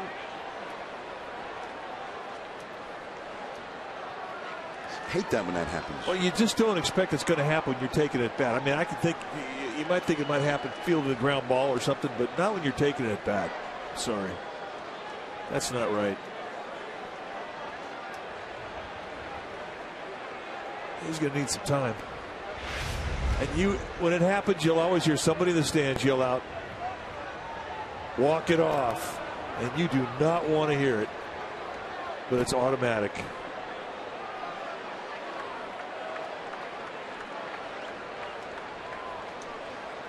Mark Grusbeck, assistant trainer, starts out of the Giants dugout to see if he could be of any assistance to Melky, but Melky waves him off. Not a whole lot a trainer can do. They've outlawed massage. You just have to walk it off. Well, he's back in there now. Castro to second one. Barney back to first, and wow. That's a rough at bat. You thought it couldn't get any worse, maybe, if you're Melky, and then a double.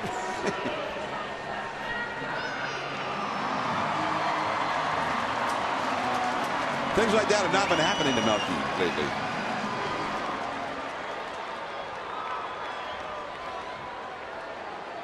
But 2 down and nobody on. Only the 3rd time this year that Melky has grounded into a double play. Buster Posey, who has knocked in a run in each of his plate appearances.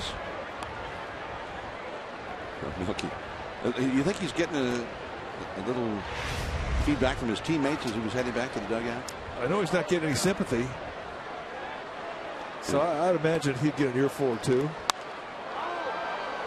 2 strikes to Posey. There's Mark Grusbeck alongside. Just trying to make sure Melky's okay. there's just not a lot of outfielders that wear protective cups, and I think that may have been the case.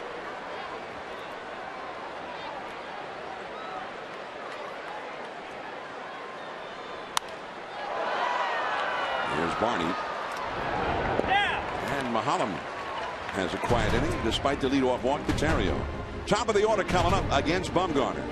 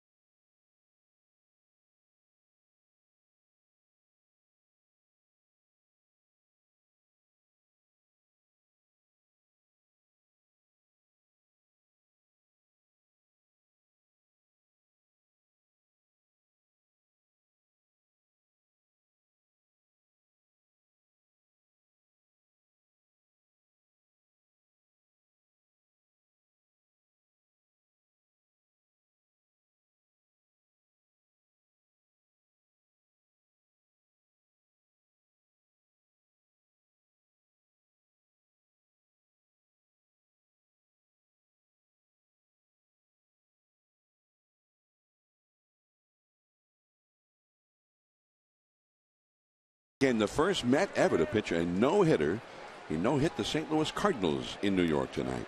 Phillies over the Marlins 6-4. Hunter Pence his 12th home run. Cincinnati 4-1 over Houston. There's a drag bunt by Campana. Bumgarner throws him out. Campana trying to bunt his way aboard, but he's gone. Pirates over Milwaukee 8-2. Arizona 1, San Diego 1. Top of the 7th down at Petco Park.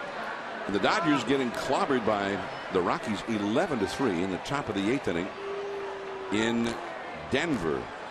Wilin Rosario a home run for Colorado in that game. The Dodgers on the line for their 5th consecutive loss this week.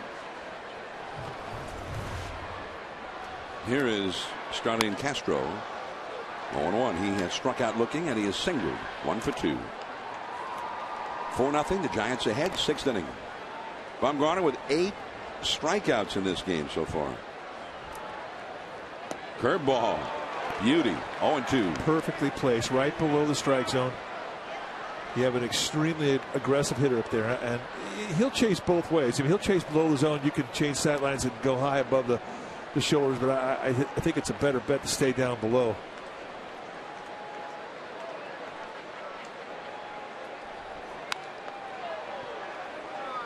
Nice cut fastball at 87. He just keeps boring in on right-handed hitters. It's amazing when you're in that batter's box as to what a cut fastball looks like. I mean, you identified it as something that's going to be middle away, and all of a sudden it's in on your hands. It slides across the plate. It just eats you up. You cannot barrel it up. That's why he breaks so many bats. Strike 3. Number 9 for Bumgarner. Well, if you're hitting the road, you can't watch the Giants on NBC Bay Area. Take the Giants with you with MLB.tv. You can subscribe to MLB.tv today to see every out-of-market Giants game live online and in HD quality. Go to MLB.tv. Baseball everywhere. Go to sfgiants.com and check it out. Strikeouts have arrived for Bumgarner in his last 3 starts. His season's high for strikeout was 2 starts ago. The first game of the recent road trip, he had 10 strikeouts at Milwaukee, and then 7 the next time in Miami. That was his second high strikeout total of the year. Now he has 9 tonight in 5 2/3 innings.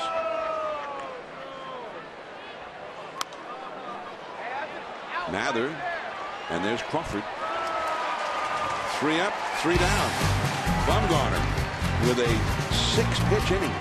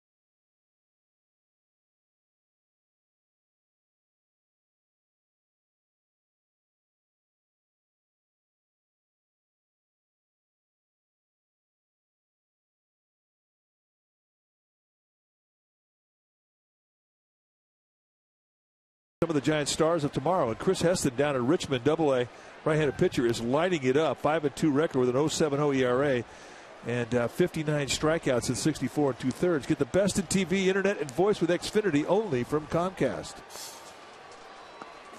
Now the Giants, last of the 6th inning, ball 1 to Angel Pagan. Pagan has hit a comebacker and he has blooped a single. 1 for 2.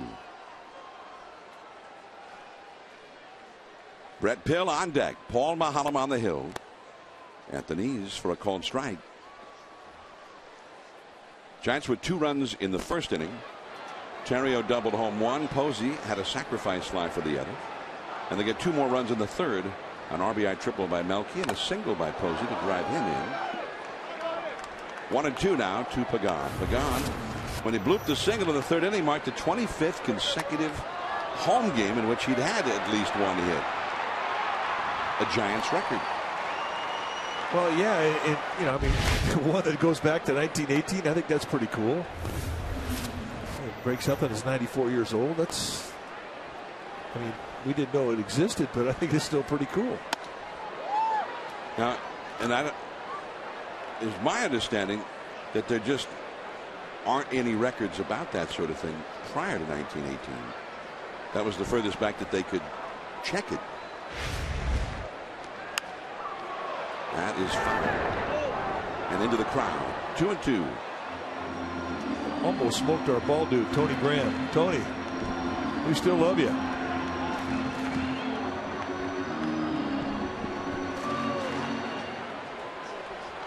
Just missed it. 2 and 2. 3 and 2. Oh, let's take a look at Tony Graham. I got this one. I got it. Hey, I'm psyched. I'm impressed he got up off the stool. I mean, that is not easy. And literally, that stool is so tiny, it's just not easy. Strike 3 called on the outside. Got a tip for Tony Kovaleski and the NBC Bay Area Investigative Unit. A call 888-996-TIPS or email the unit at NBCBayArea.com. The NBC Bay Area Investigative Unit. There we go. Tony Kovaleski. Big, slow curveball. That was in there at 62 miles an hour. 0-1. Livan Hernandez must have taught him that. It's a great pitch, first pitch. Hey, it's a nice way to steal a strike. 0-2.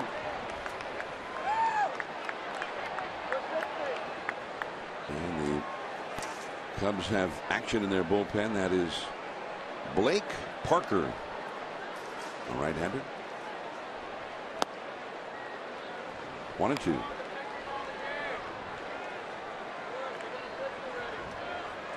Holland gave up 4 runs, 7 hits in the first 3 innings, but has settled in a little bit now. And that curve is in the dirt. A check swing. And the ball ricocheted all the way over near the Cubs dugout, but not sure whether they had ruled that a swing or not. Mulholland started to chase after it, and then the plate umpire said, no, that's no swing. Let's take a look and see where it got Clevenger, the catcher. Ooh. 2 balls, 1 strike. A rough night for Clevenger, who in his 2 at-bats has grounded into a double play both times. Yeah, he's not having any fun here in San Francisco. It's not easy being a big league catcher. You are going to get dinged just about every time you go out there. Look out. Went down into the camera well just beyond the Giants dugout. That got there in a hurry too. 2 balls, 2 strikes to Brett Pill. Brett needs a hit. 1 for 19. Yeah, he'll take a dead bird, he'll swing and bunt, anything. Right now he just needs to get something in the hit column. The problem with being a player in today's game, base hit. That'll help. As they put your stats right up there, they've got it figured. By the time you hit the ball, before you go from home plate to first base, your batting average has been refigured. And when you're on a 1 for 19, you're watching it just chip away and erode day after day. And it wears you out, especially when you're not playing every day. As a bench guy, it's brutal. Here, opposite field at bat, finds a hole. And right away, he's starting to like June a little bit better than May. Dale Swain is going to take the ball from Paul Mulholland. This night is over, and Blake Parker will come in. 1 out, runner at first. Arias is coming up. The Giants lead 4-0. We'll be back.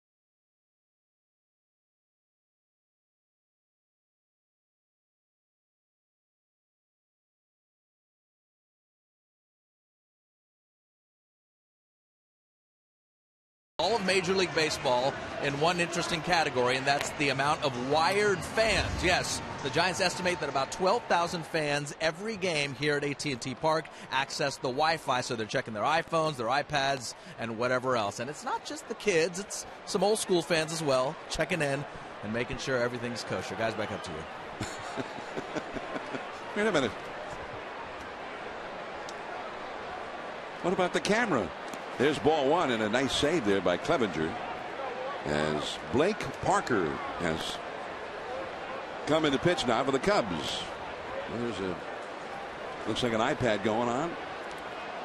They have very good Wi-Fi here. We try to access the Wi-Fi in every ballpark into which we go,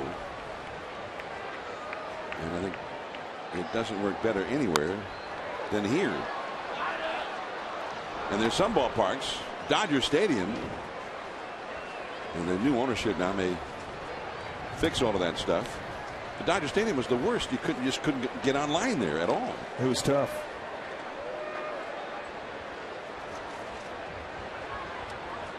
One ball, one strike to Joaquin Arias. Runner going, and it's a steal. Brett Pill steals a bag, holds on as Campana was backing up to play.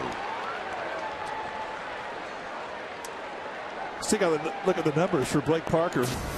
Just got called up, just his 4th time that he's come in. He's off to a good start. 3 innings, 5 base runners, and 4 strikeouts. Got a fastball that's low 90s with a curveball and a slider. When he was at AAA in Iowa, Des Moines, he had 5 saves. He's 1-0 and a 2.08 ERA. So he has paid his dues to get here. 16th round draft choice 6 years ago by the Cubs. By the way, this year's draft is when? Monday? A couple of days? Monday, that's right. As Clevenger, the young catcher, had to talk to Parker, the young pitcher. I think this is one of Brian Sabian's favorite time of years for the simple reason he gets to have all the scouts come back.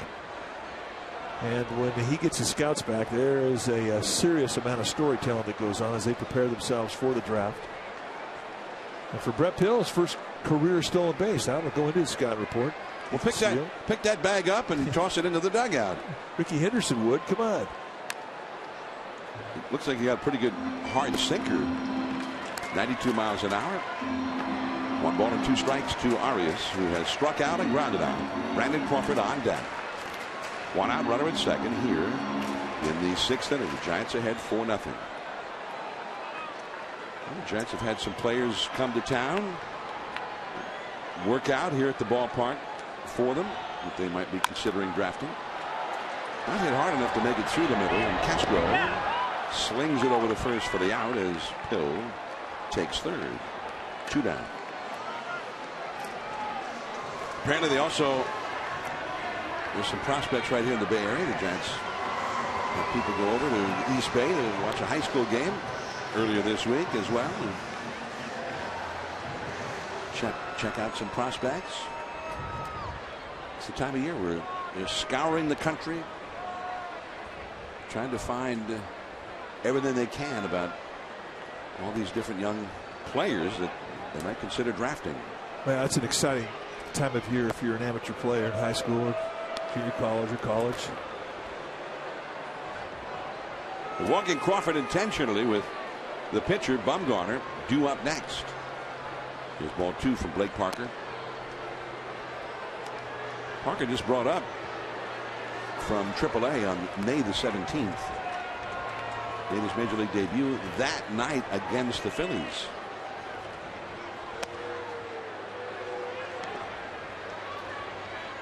Lefties and righties both hit only 200 against him in AAA ball this year.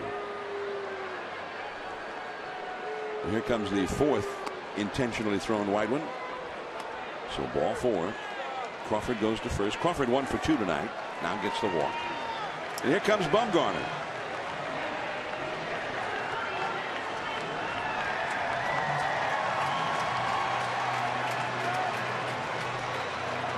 Well, Holland, the starting pitcher, went 5 1/3 innings.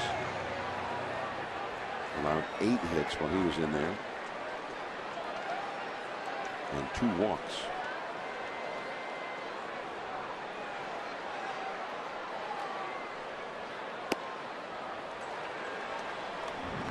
One ball and no strikes to Bumgarner. Bumgarner, so far this year, 3 hits in 26 at-bats. Does that surprise you a little bit? Well, yeah, if you watch him take batting practice, you would expect a lot more.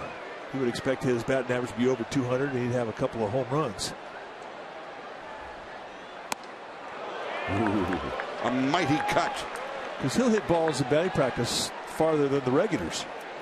I mean, he's 6'5", 235, and he is strong, country strong. And that's a good swing.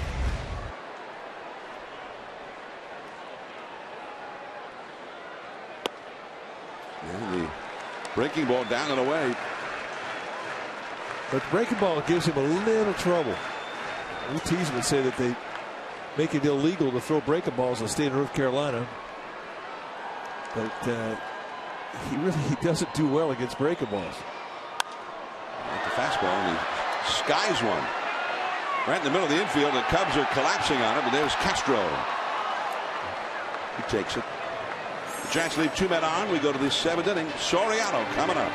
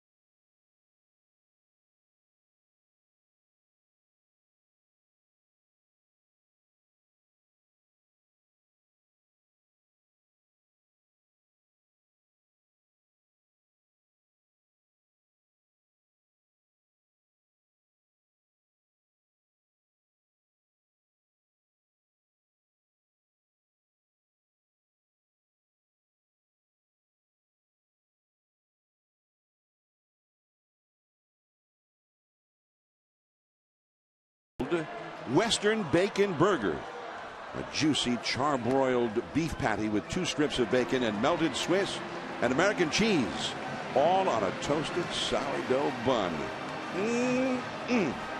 Only at Carl's Jr. And the Giants with 4 runs on the board on 8 hits. The Cubs no runs, 5 hits. Bumgarner 6 strong in the books with 9 strikeouts, no walks. And Melky, the Milkman, with 51 hits in May. It's the first day of June. He's got 2 hits already here in June. So there is Bumgarner. Soriano leads off against him. He's been hit by a pitch and struck out right over the outside edge for a called strike. The Dodgers have lost their game. There it is, posted on the hand-operated scoreboard here at AT&T Park. 13-3 the final. 5 straight losses for LA. Again on the outside, strike 2. Well, that's good news. They're slowing down. I mean, the start that they had, they really were cooking in April and halfway into May. Then all of a sudden, injuries started to stack up against them. So much a part of baseball this year. I can't remember a year where there have been so many significant injuries. Bullpens, closers in particular, have just taken a beating this year. A lot of stars out. Well, the Giants lost their closer and also lost one of their best hitters, if not their the best hitter, Pablo Sandoval.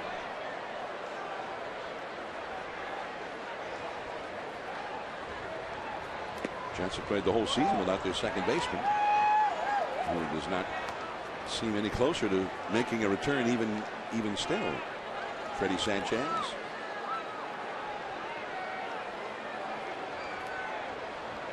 The Dodgers, though, having gotten Matt Kemp back from the disabled list earlier this week.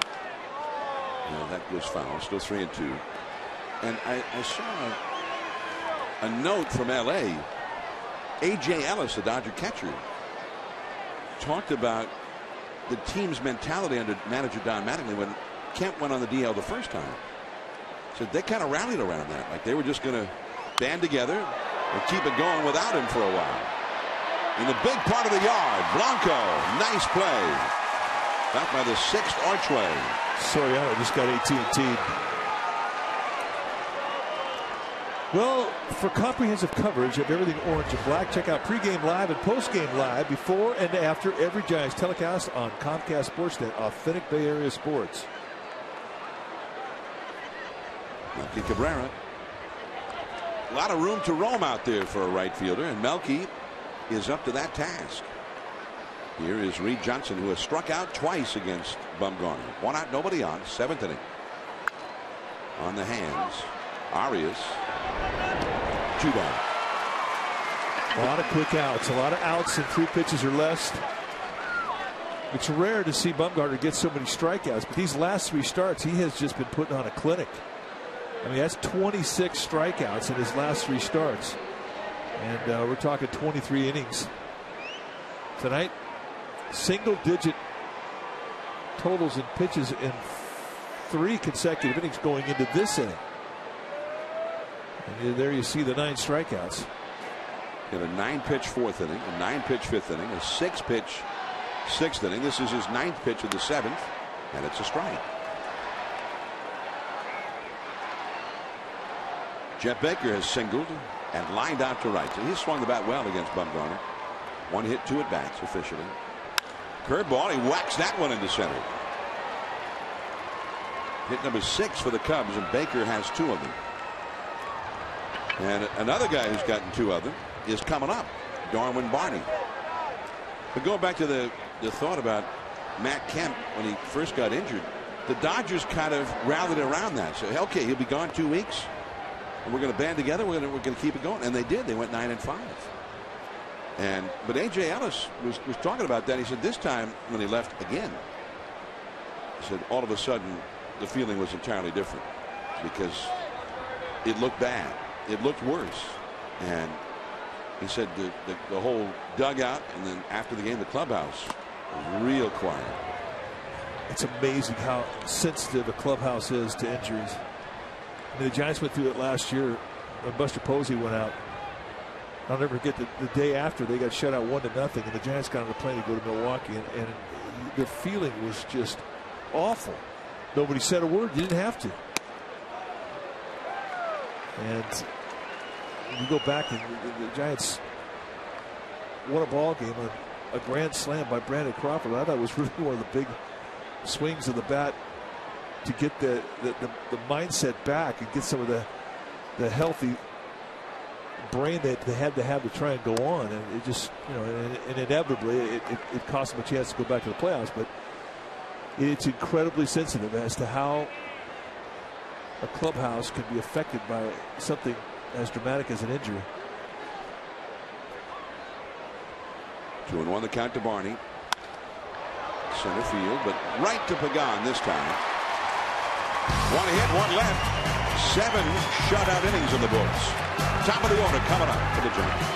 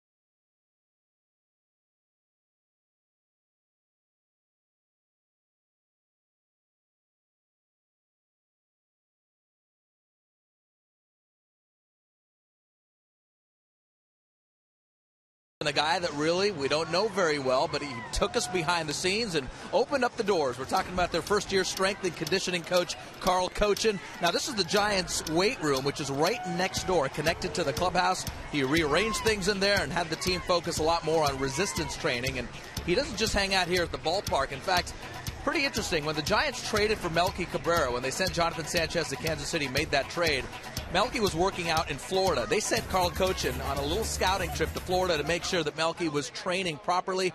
They asked him how he was doing. Cochin said, you know what, thumbs up. Melky's doing real well, and the rest is history. So Carl Cochin, welcome aboard, and they send him on the road too, guys. He only works with the players, though, not the broadcasters. Well, that's a good thing. We could not hang with Carl Cochin. Gregor Blanco. Plus, we have a pretty good regimen going already, let's face it. That's exactly right. Well, one of us does anyway. That's why we keep Dave Fleming around. Dave is just, he's our idol. A ball and a strike as Gregor Blanco leads off here against Parker. There's Dave Fleming doing radio tonight with Dwayne Kuiper.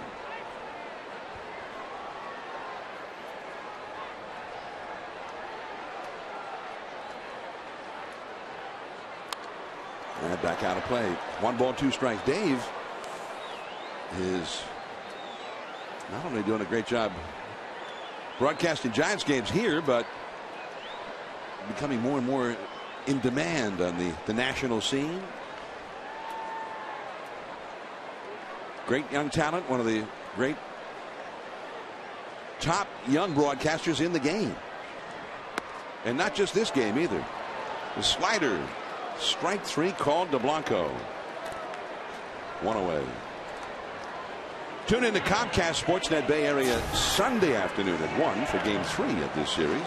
Giants pregame live starts at 12:30. Then Crooked Kite will have the call of the Giants and Cubs. And we'll be back with you on NBC Bay Area and the Giants Television Network next Friday night when the Giants and the Texas Rangers meet up in Game 1 of their interleague series. And Ryan Theriot, the former Cub, reaches base for the 4th straight time against the Cubs. 3 hits plus a walk for the Riot. It was really hard for him to be patient because you come to a new team and you don't have a good swing going. You've got an injury. You don't want to say a whole lot about it. You think it's going to go away. And then it got to the point where he couldn't throw and hit. And then he had to sit on the DL. And very quietly, he started putting together his swing back as soon as his elbow let him. And he's a much different guy in the batter's box now than what we saw early in the year. Melky Cabrera singled in the 1st, tripled home a run in the 3rd, grounded into a double play in the 5th. And back out of play into the 2nd deck.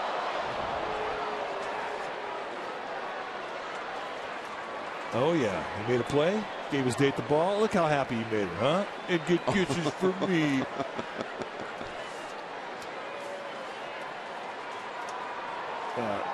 He totally gets his deal.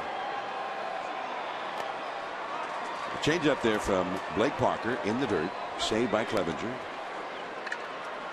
But he's, I think, not only giving it to her right away, but his whole demeanor afterward, like, what's the big deal? That's no big thing.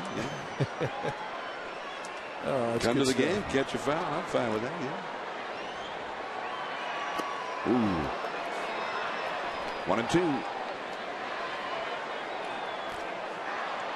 Melky 26 times now, 2 hits or more in a game. Miguel Cabrera, 24 games with 2 hits or more, leading the American League. Melky leads the major leagues in that category. Change up. What is that? You think that's a split or what? I think it's a circle change. It's the first chance we've had to see Parker. And he's got a pretty good idea of what he's doing out there. He hasn't made any mistakes up. And when you have 4 pitches that you can get over, the hitter's at a disadvantage when he doesn't know you. 2-2 the count. And in the dirt. 3-2. Keeps the ball down pretty well. There's Buster Posey on deck.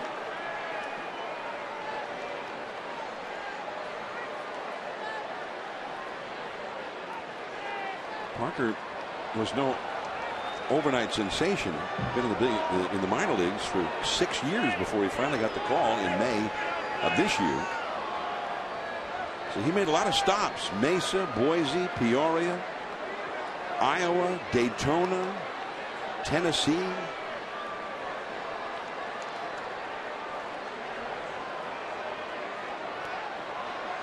Runner goes. Deep center. Campana. He's got it right in front of the wall. Terrio has to retag at second, and still that ball was so deep into the outfield that it easily makes it back to first. And Melky just got AT&T. We'll break a ball down and in, and he just yanks it. He hits it, leaves the box, and right away he starts to measure. Normally you get a little carry that part of the yard, but in the end, Campana able to run it down.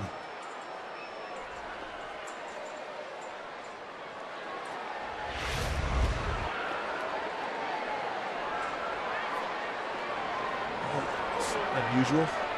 Pitching change. Buster Posey coming up, and the Cubs will go to their bullpen. 4-0 Giants.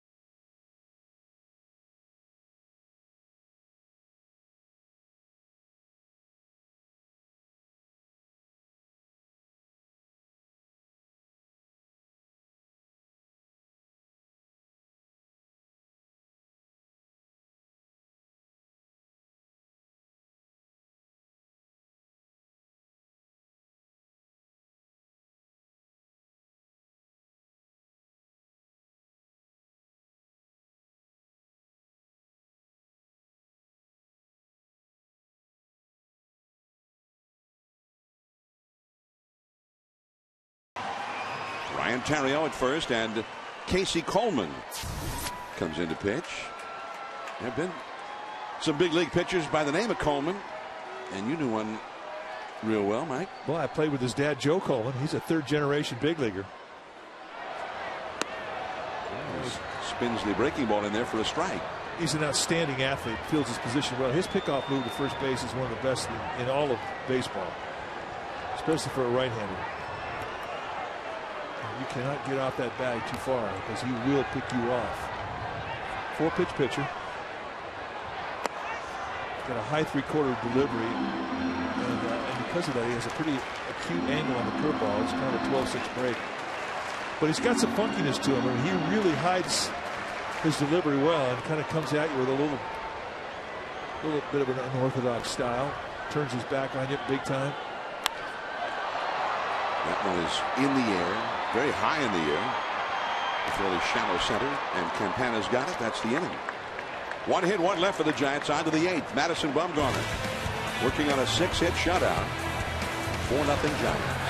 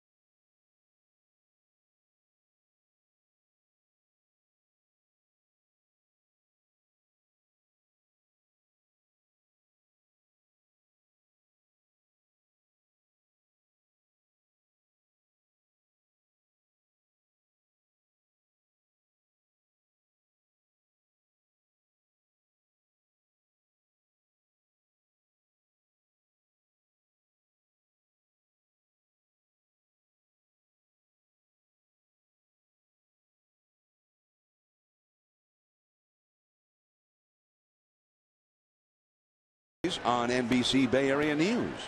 For complete sports coverage of your favorite Bay Area teams, turn to NBC Bay Area News at 11. Madison Bumgarner has shut out the Cubs through 7. He's got a 4-0 lead. And Steve Clevenger, who's grounded into 2 double plays, will lead off the inning.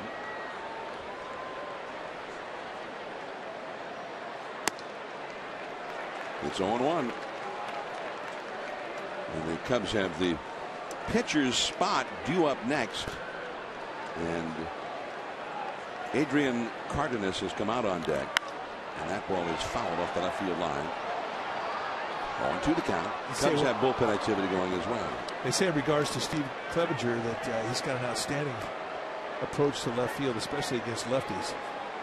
And he makes, they think, the best 2-strike adjustment on the entire team. Tough guy to strike out.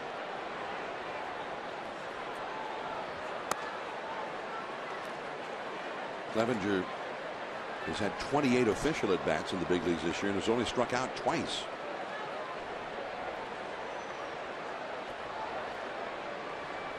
He was a lifetime 308 hitter in the minor leagues. Arias. And not tonight for Clevenger. He's been getting regular hits. Before tonight, Clevenger in 11 games had 13 hits and 26 at bats, but 0 for 3 against Bumgarner. Well, the way that Bumgarner's been throwing tonight, I mean, it's not that big of a shame to take it over because he has been fantastic. Now the pinch hitter, Cardenas, comes up. 4 hits, 25 at bats, and all of his hits have been doubles, oddly enough. Batting for Casey Coleman here. And it's 0-1. A lot of first pitch strikes from Bumgarner. Cardenas is from South Florida, from Miami. Curveball is in the dirt. He had been in the Oakland Athletics system, acquired by Oakland in a trade with the Phillies back in 08.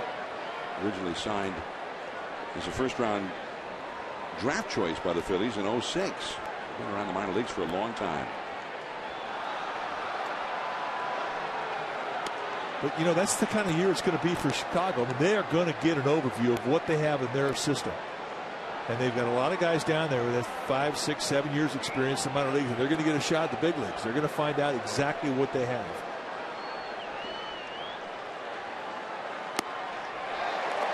Good too. I mean, we talked about it a bit. The Giants went through a similar year in 1996 when they had some injuries to key people. Matt Williams, Robbie Thompson went down, and Brian Sagan did this very thing. He brought up a lot of the talent that was in the farm system, and they needed to find out what they had. Bumgarner with his 10th strikeout of the night. Second time in the last 3 starts that Bumgarner has had 10. 10 strikeouts, 7 by swing and miss strike threes. See ya. Grab some pine meat. And in 1996, they found Bill Miller. I mean, that was the guy that established himself very quickly at the big league level, and he went on to have a great career. But it was through an off year that gave him his opportunity and his chance. Took advantage of it. And the Cubs are hoping that they'll have similar stories in Chicago this year. You know, it could be Tony Campana. I mean, already we've seen this guy. I mean, he can be disruptive. Back in the first inning, had a base hit. Got the second on the box, stole third. 0-2. Well, this is a guy who, if he can get the on-base percentage high enough, he could help a club with that speed and just be a real disruptive force, because he's tough to throw out. Strike 3 called. Number 11 for Bumgarner. Just 2 beneath his career record. 8 shutout innings.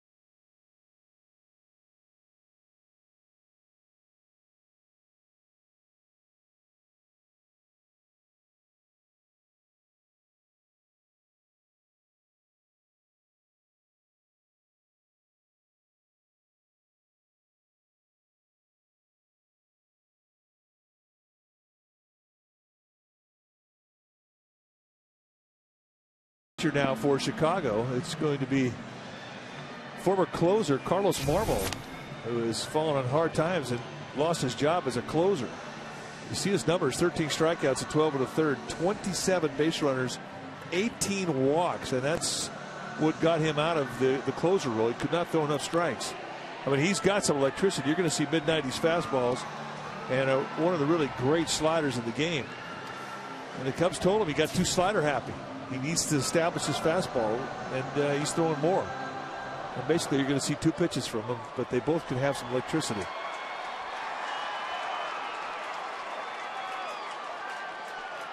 Angel Pagan leads off against him. Madison Bumgarner, 8 shutout innings for him tonight in a 4-0 lead. Pagan, who has grounded out, singled, a bloop into right field, a base hit in the 25th consecutive home game for him, a Giants record. Bluff to bunt, takes a 94-mile-an-hour fastball inside, and it's 2-0. And that, the last time we saw Marmol last year, that 94-mile-an-hour fastball was just a memory. He wasn't even close to that. Even the rare times that you saw it, because he was throwing slider after slider. And that's back out of play. We saw him come into games, and he threw in the 9th inning and it closed in a safe situation. He'd throw every pitch a slider. If he threw 22 pitches, they'd all be sliders. And Dale Swain, the skipper of the Cubs, says, we want that fastball back. Start throwing it. And it's a good one. I mean, that's 95.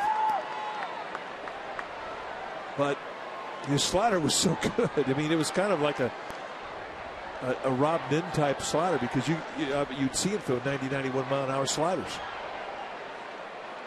2-2. Well, there it is. And a check swing. The ball apparently dropped just down out of the strike zone.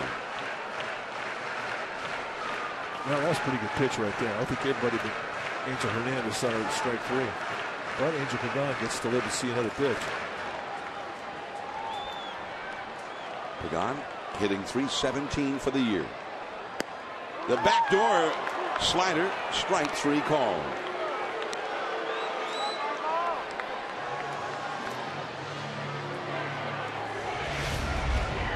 Well, he comes by the back door, wraps it around the corner. Nice little frame job by Clevenger. And Pagan victimized.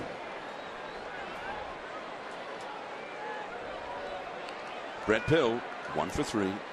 Whoa, a wild swing on that slider.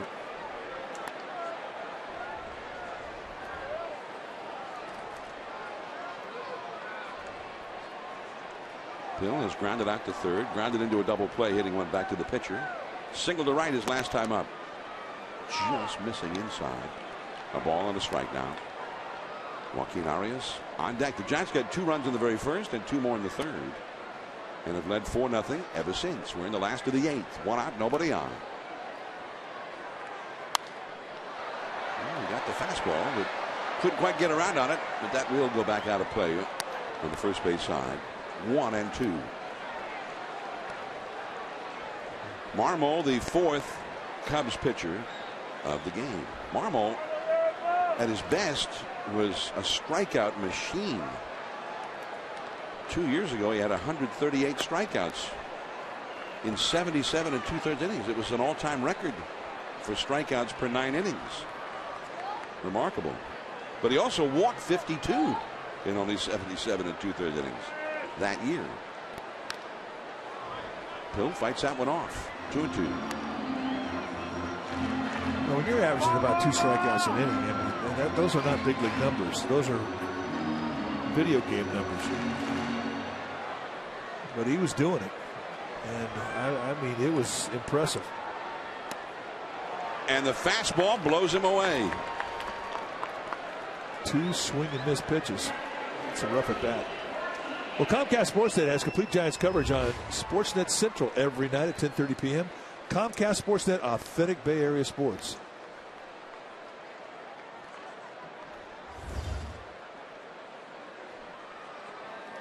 Now Joaquin Arias. Giants fan got his Giants uni on. A little bit low for ball 1. Arias is 0 for 3. Oh yeah, that's a fan. He's got his glove. Union. It's not the first time he's had that cap on either. 2-0. Well, you would imagine that Marmol will be back in there as a closer before much longer. He starts throwing like this on a regular basis again. I agree. What he's featuring tonight is nasty. But they also say just about anybody who's on this Cubs roster right now would be available in a trade. And that may be, for the Cubs, the best scenario of all in their current frame of mind about rebuilding the ball club under the new general. Well, he's not even the general manager. Theo Epstein is the new president of the ball club, who hired the new general manager. That slider drops in there for a strike. But they are remaking the whole organization. And some think, well, the only guy that really would not be available in trade is Starlin Castro. But Joaquin Alfonso Soriano is definitely available. That's a big league emergency swing right there. He's got that one down. That's as good as we've seen. But when Marmol is right, there are a lot of emergency looking swings. Oh, he can make you look foolish. 2-2. He blooped that into center, but there is Campana, and the inning is over. Arias, the only Giant to put the ball in play. Castro, Mathers, Soriano, big hitters up against Bumgarner.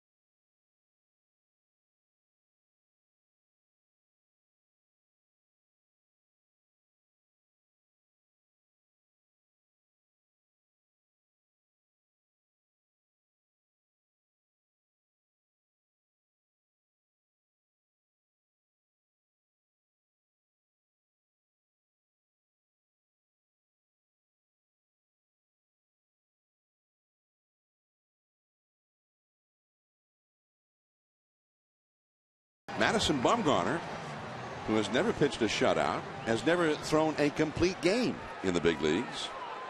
He's got a 6-hit shutout through 8 innings in this one with 11 strikeouts. Last year he did come within 1 out of a complete game against the Dodgers at Dodger Stadium, but not quite. Delivers ball 1 to Starlin Castro, and Mike, the pitch count, at least not right now, should not be any kind of a problem. That was only his 97th pitch of the game. It's not an issue at all. Just off the inside. The Giants bullpen will be ready if needed. Bumgarner, 73 strikes, only 25 out of the strike zone. 3/4 of his pitches have been strikes on this night. Castro up the middle and past the dive of Crawford. That's a base hit. Castro's 2nd hit of the night. He's 2 for 4. Cubs have 7 hits now. The batter will be Joe Mather. And Soriano, the slugger, comes out on deck. Brett Pill on the bag at first with Starlin Castro. Of course, Castro gets a lot of base hits anyway. That's his 67th hit of the year. Only Melky Cabrera in the National League has had more hits than Castro.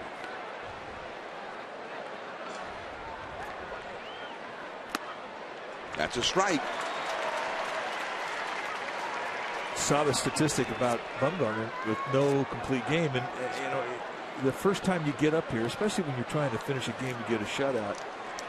I don't care who you are, it changes your rhythm. And the only way you get rid of it is getting there a lot, doing a lot. But it can be a distraction because he wants it bad. And why wouldn't he? I mean, a shutout, a complete game.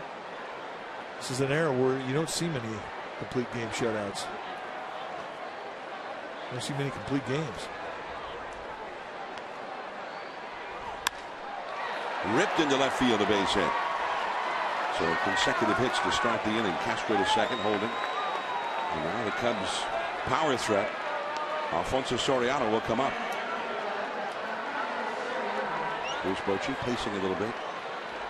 Bumgarner at 102 pitches. And Bochy pops up out of the dugout. He's got Santiago Casilla up in the bullpen.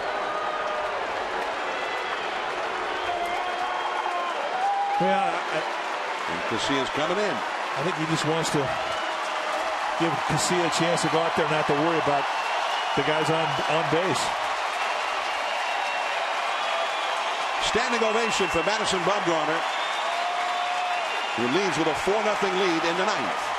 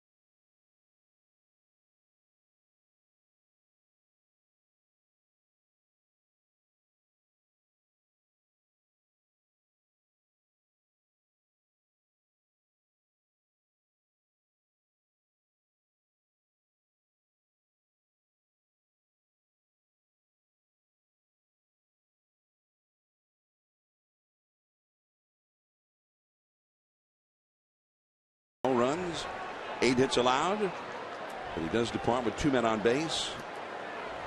And is responsible for them, but pretty good game for Madison Bumgarner nonetheless. Second time that he has carried a shutout into the ninth inning of the big leagues. And now Santiago Casilla. This is a save opportunity even with a 4-0 lead for Casilla. Soriano's been hit by a pitch, struck out, and flied out deep to right center. And it's high and tight. Ball 1. Well, like I said, I mean, if you're Bruce Bochy, you could hand the ball off to Santiago Casilla and say, I don't care about the base runners. You get the guy out of the box. And it is definitely an advantage for a closer to have that mindset. And he's very high, ball 2. But it is a bit upsetting if you're Madison Bumgarner because you wanted to get that complete game. You wanted to get that shutout.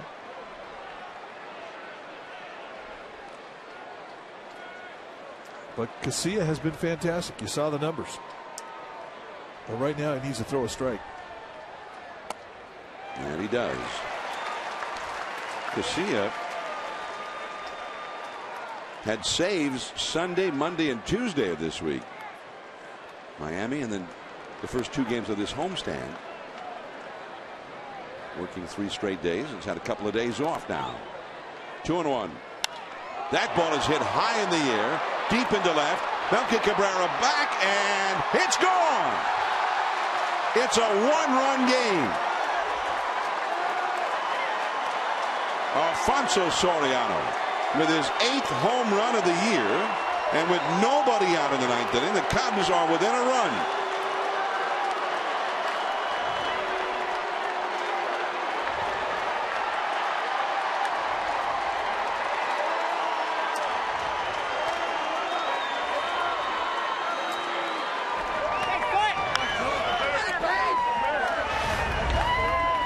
Well, you don't want to walk him here. Gets a fastball up. And that's something that elevates on contact when you throw a ball across the letters of somebody with power. But, I mean, in essence, it is a rally-killing home run. And the Giants still have a one-run lead. And now Casilla can go about his business with nobody on base. And that's why he came in. The first 2 hitters got on base. Reed Johnson, 0-1. Alfonso Soriano's 8th homer, and now with 31 RBIs for the year. The Giants are going to get more activity going in their bullpen.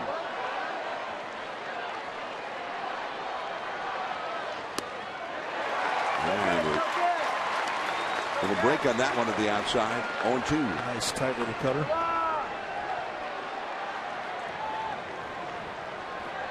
RBIs 29, 30, and 31 for Soriano.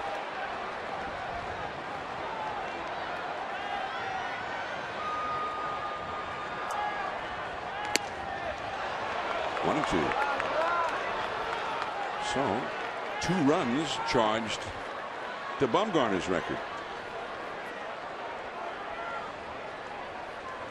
which is more about bookkeeping than anything else. Reed Johnson 0 for 3 in the game. And that cutter is fouled off to the right. Buster Posey coming out saying, all right, got a 1-run lead. Couldn't walk him. You had a challenge. Tip your cap. Let's move on. Keeps it all positive. Pumps him up. But I mean, that really is why Bochy brought him in there after 2 hits quick. So he did have a little room to breathe. A high breaking ball. Casilla covers. And that's the first out of the inning.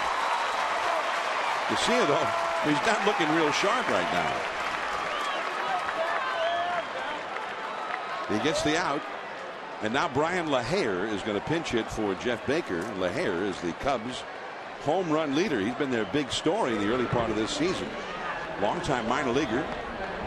Had a great spring and then had a great start to this season. He got 10 home runs.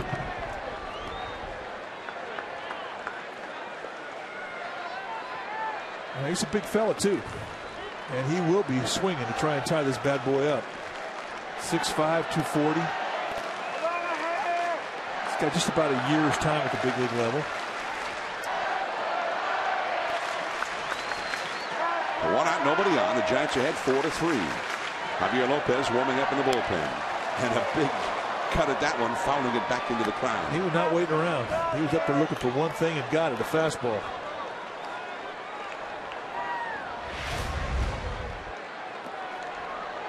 Just missed it. I would make a habit of going in there again if I'm Casilla. You got a quick strike 1. Now you got to get to a corner. LaHayer, 6 feet 5 inches tall, from Worcester, Mass. Had 38 homers, 109 RBIs in the minor leagues last year. That caught the Cubs' attention.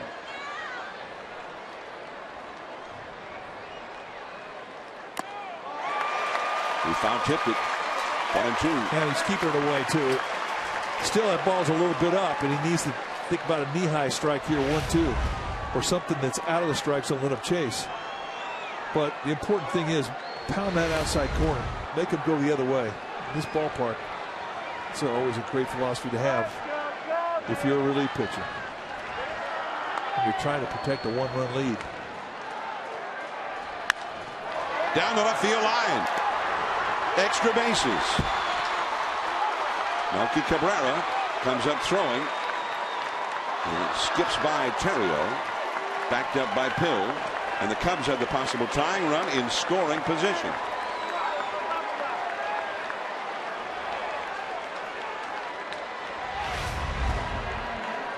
Stayed away, made him go away, and that's exactly what he does. Right down the line, nice 2-strike at bat. Cubs are going to send in a pinch runner, Ian Stewart, to run for LaHare, who has his 11th double. Still only 1 out, 3 runs are in. And Darwin Barney, who's had 2 singles and a line drive out to center, coming up. LaHare being congratulated as he gets back to the dugout by his teammates.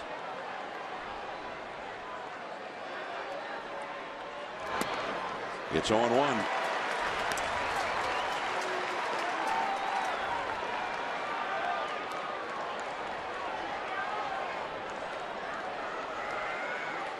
Cubs came in here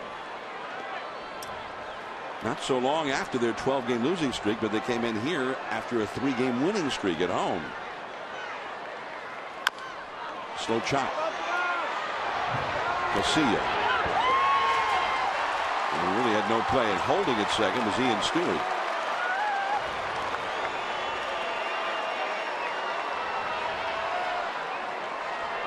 Third hit of the night for Darwin Barney.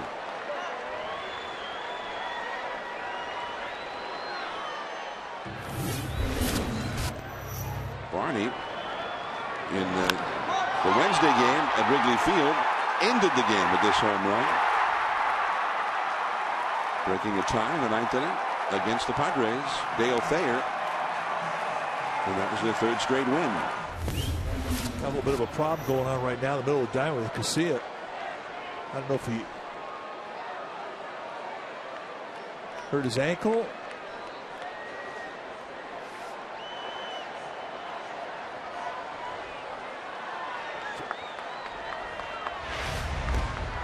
Watch his ankle as he gets set up here to throw. Roll that right one over just a little bit.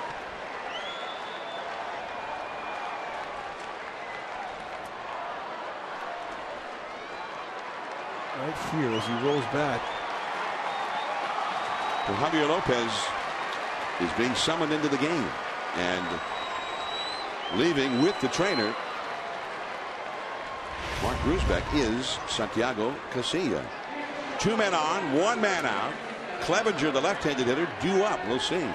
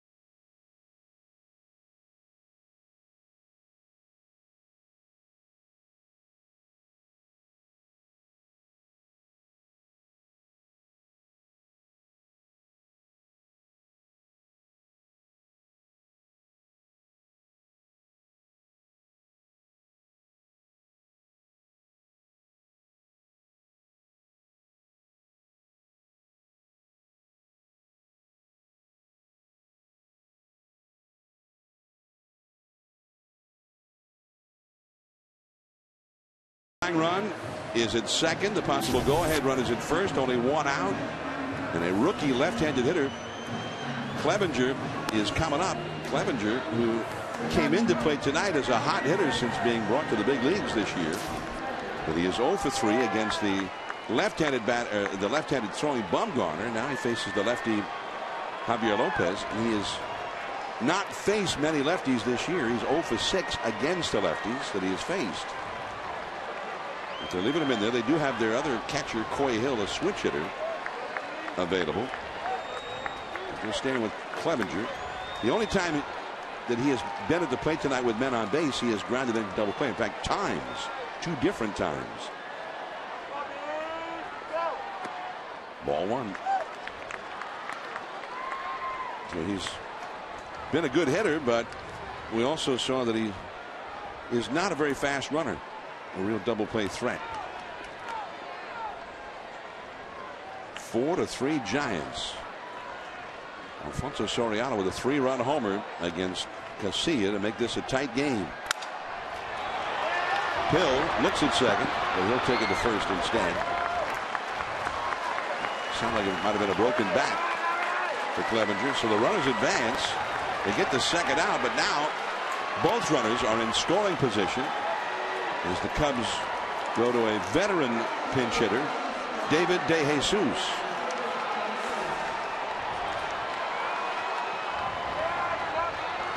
So the plot thickens.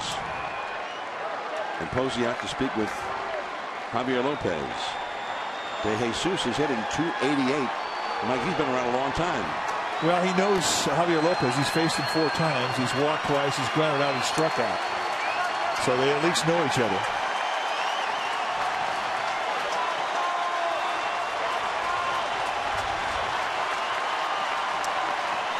And the only right-handed hitter that they could have gone to here was the backup catcher, Coy Hill, a switch hitter.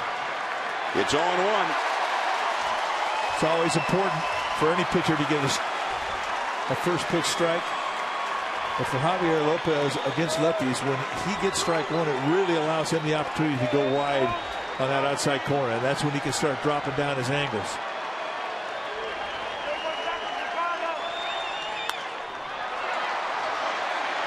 Pagan. The Giants hang on. It didn't quite get away from them. The Cubs made it all too interesting here in the 9th. And they only go down after they get the possible tying run to third or the possible go-ahead run to second. And that is where Javier Lopez draws the line. Well, and Bruce Bochy has the luxury of being able to go down to his bullpen and know that he's going to get an established arm coming out. And this was a game basically by committee. When you have an injury go down to your closer, you need somebody to pick up the slack. And for Javier Lopez, you know, 2 easy outs doesn't seem easy at the time, but it'll seem easy tonight whenever he walks out of here. Nice job, Javier Lopez. Lopez gets his first save of the year and a win for Bumgarner. 4-3 the Giants over the Cubs. We'll be back with more from San Francisco.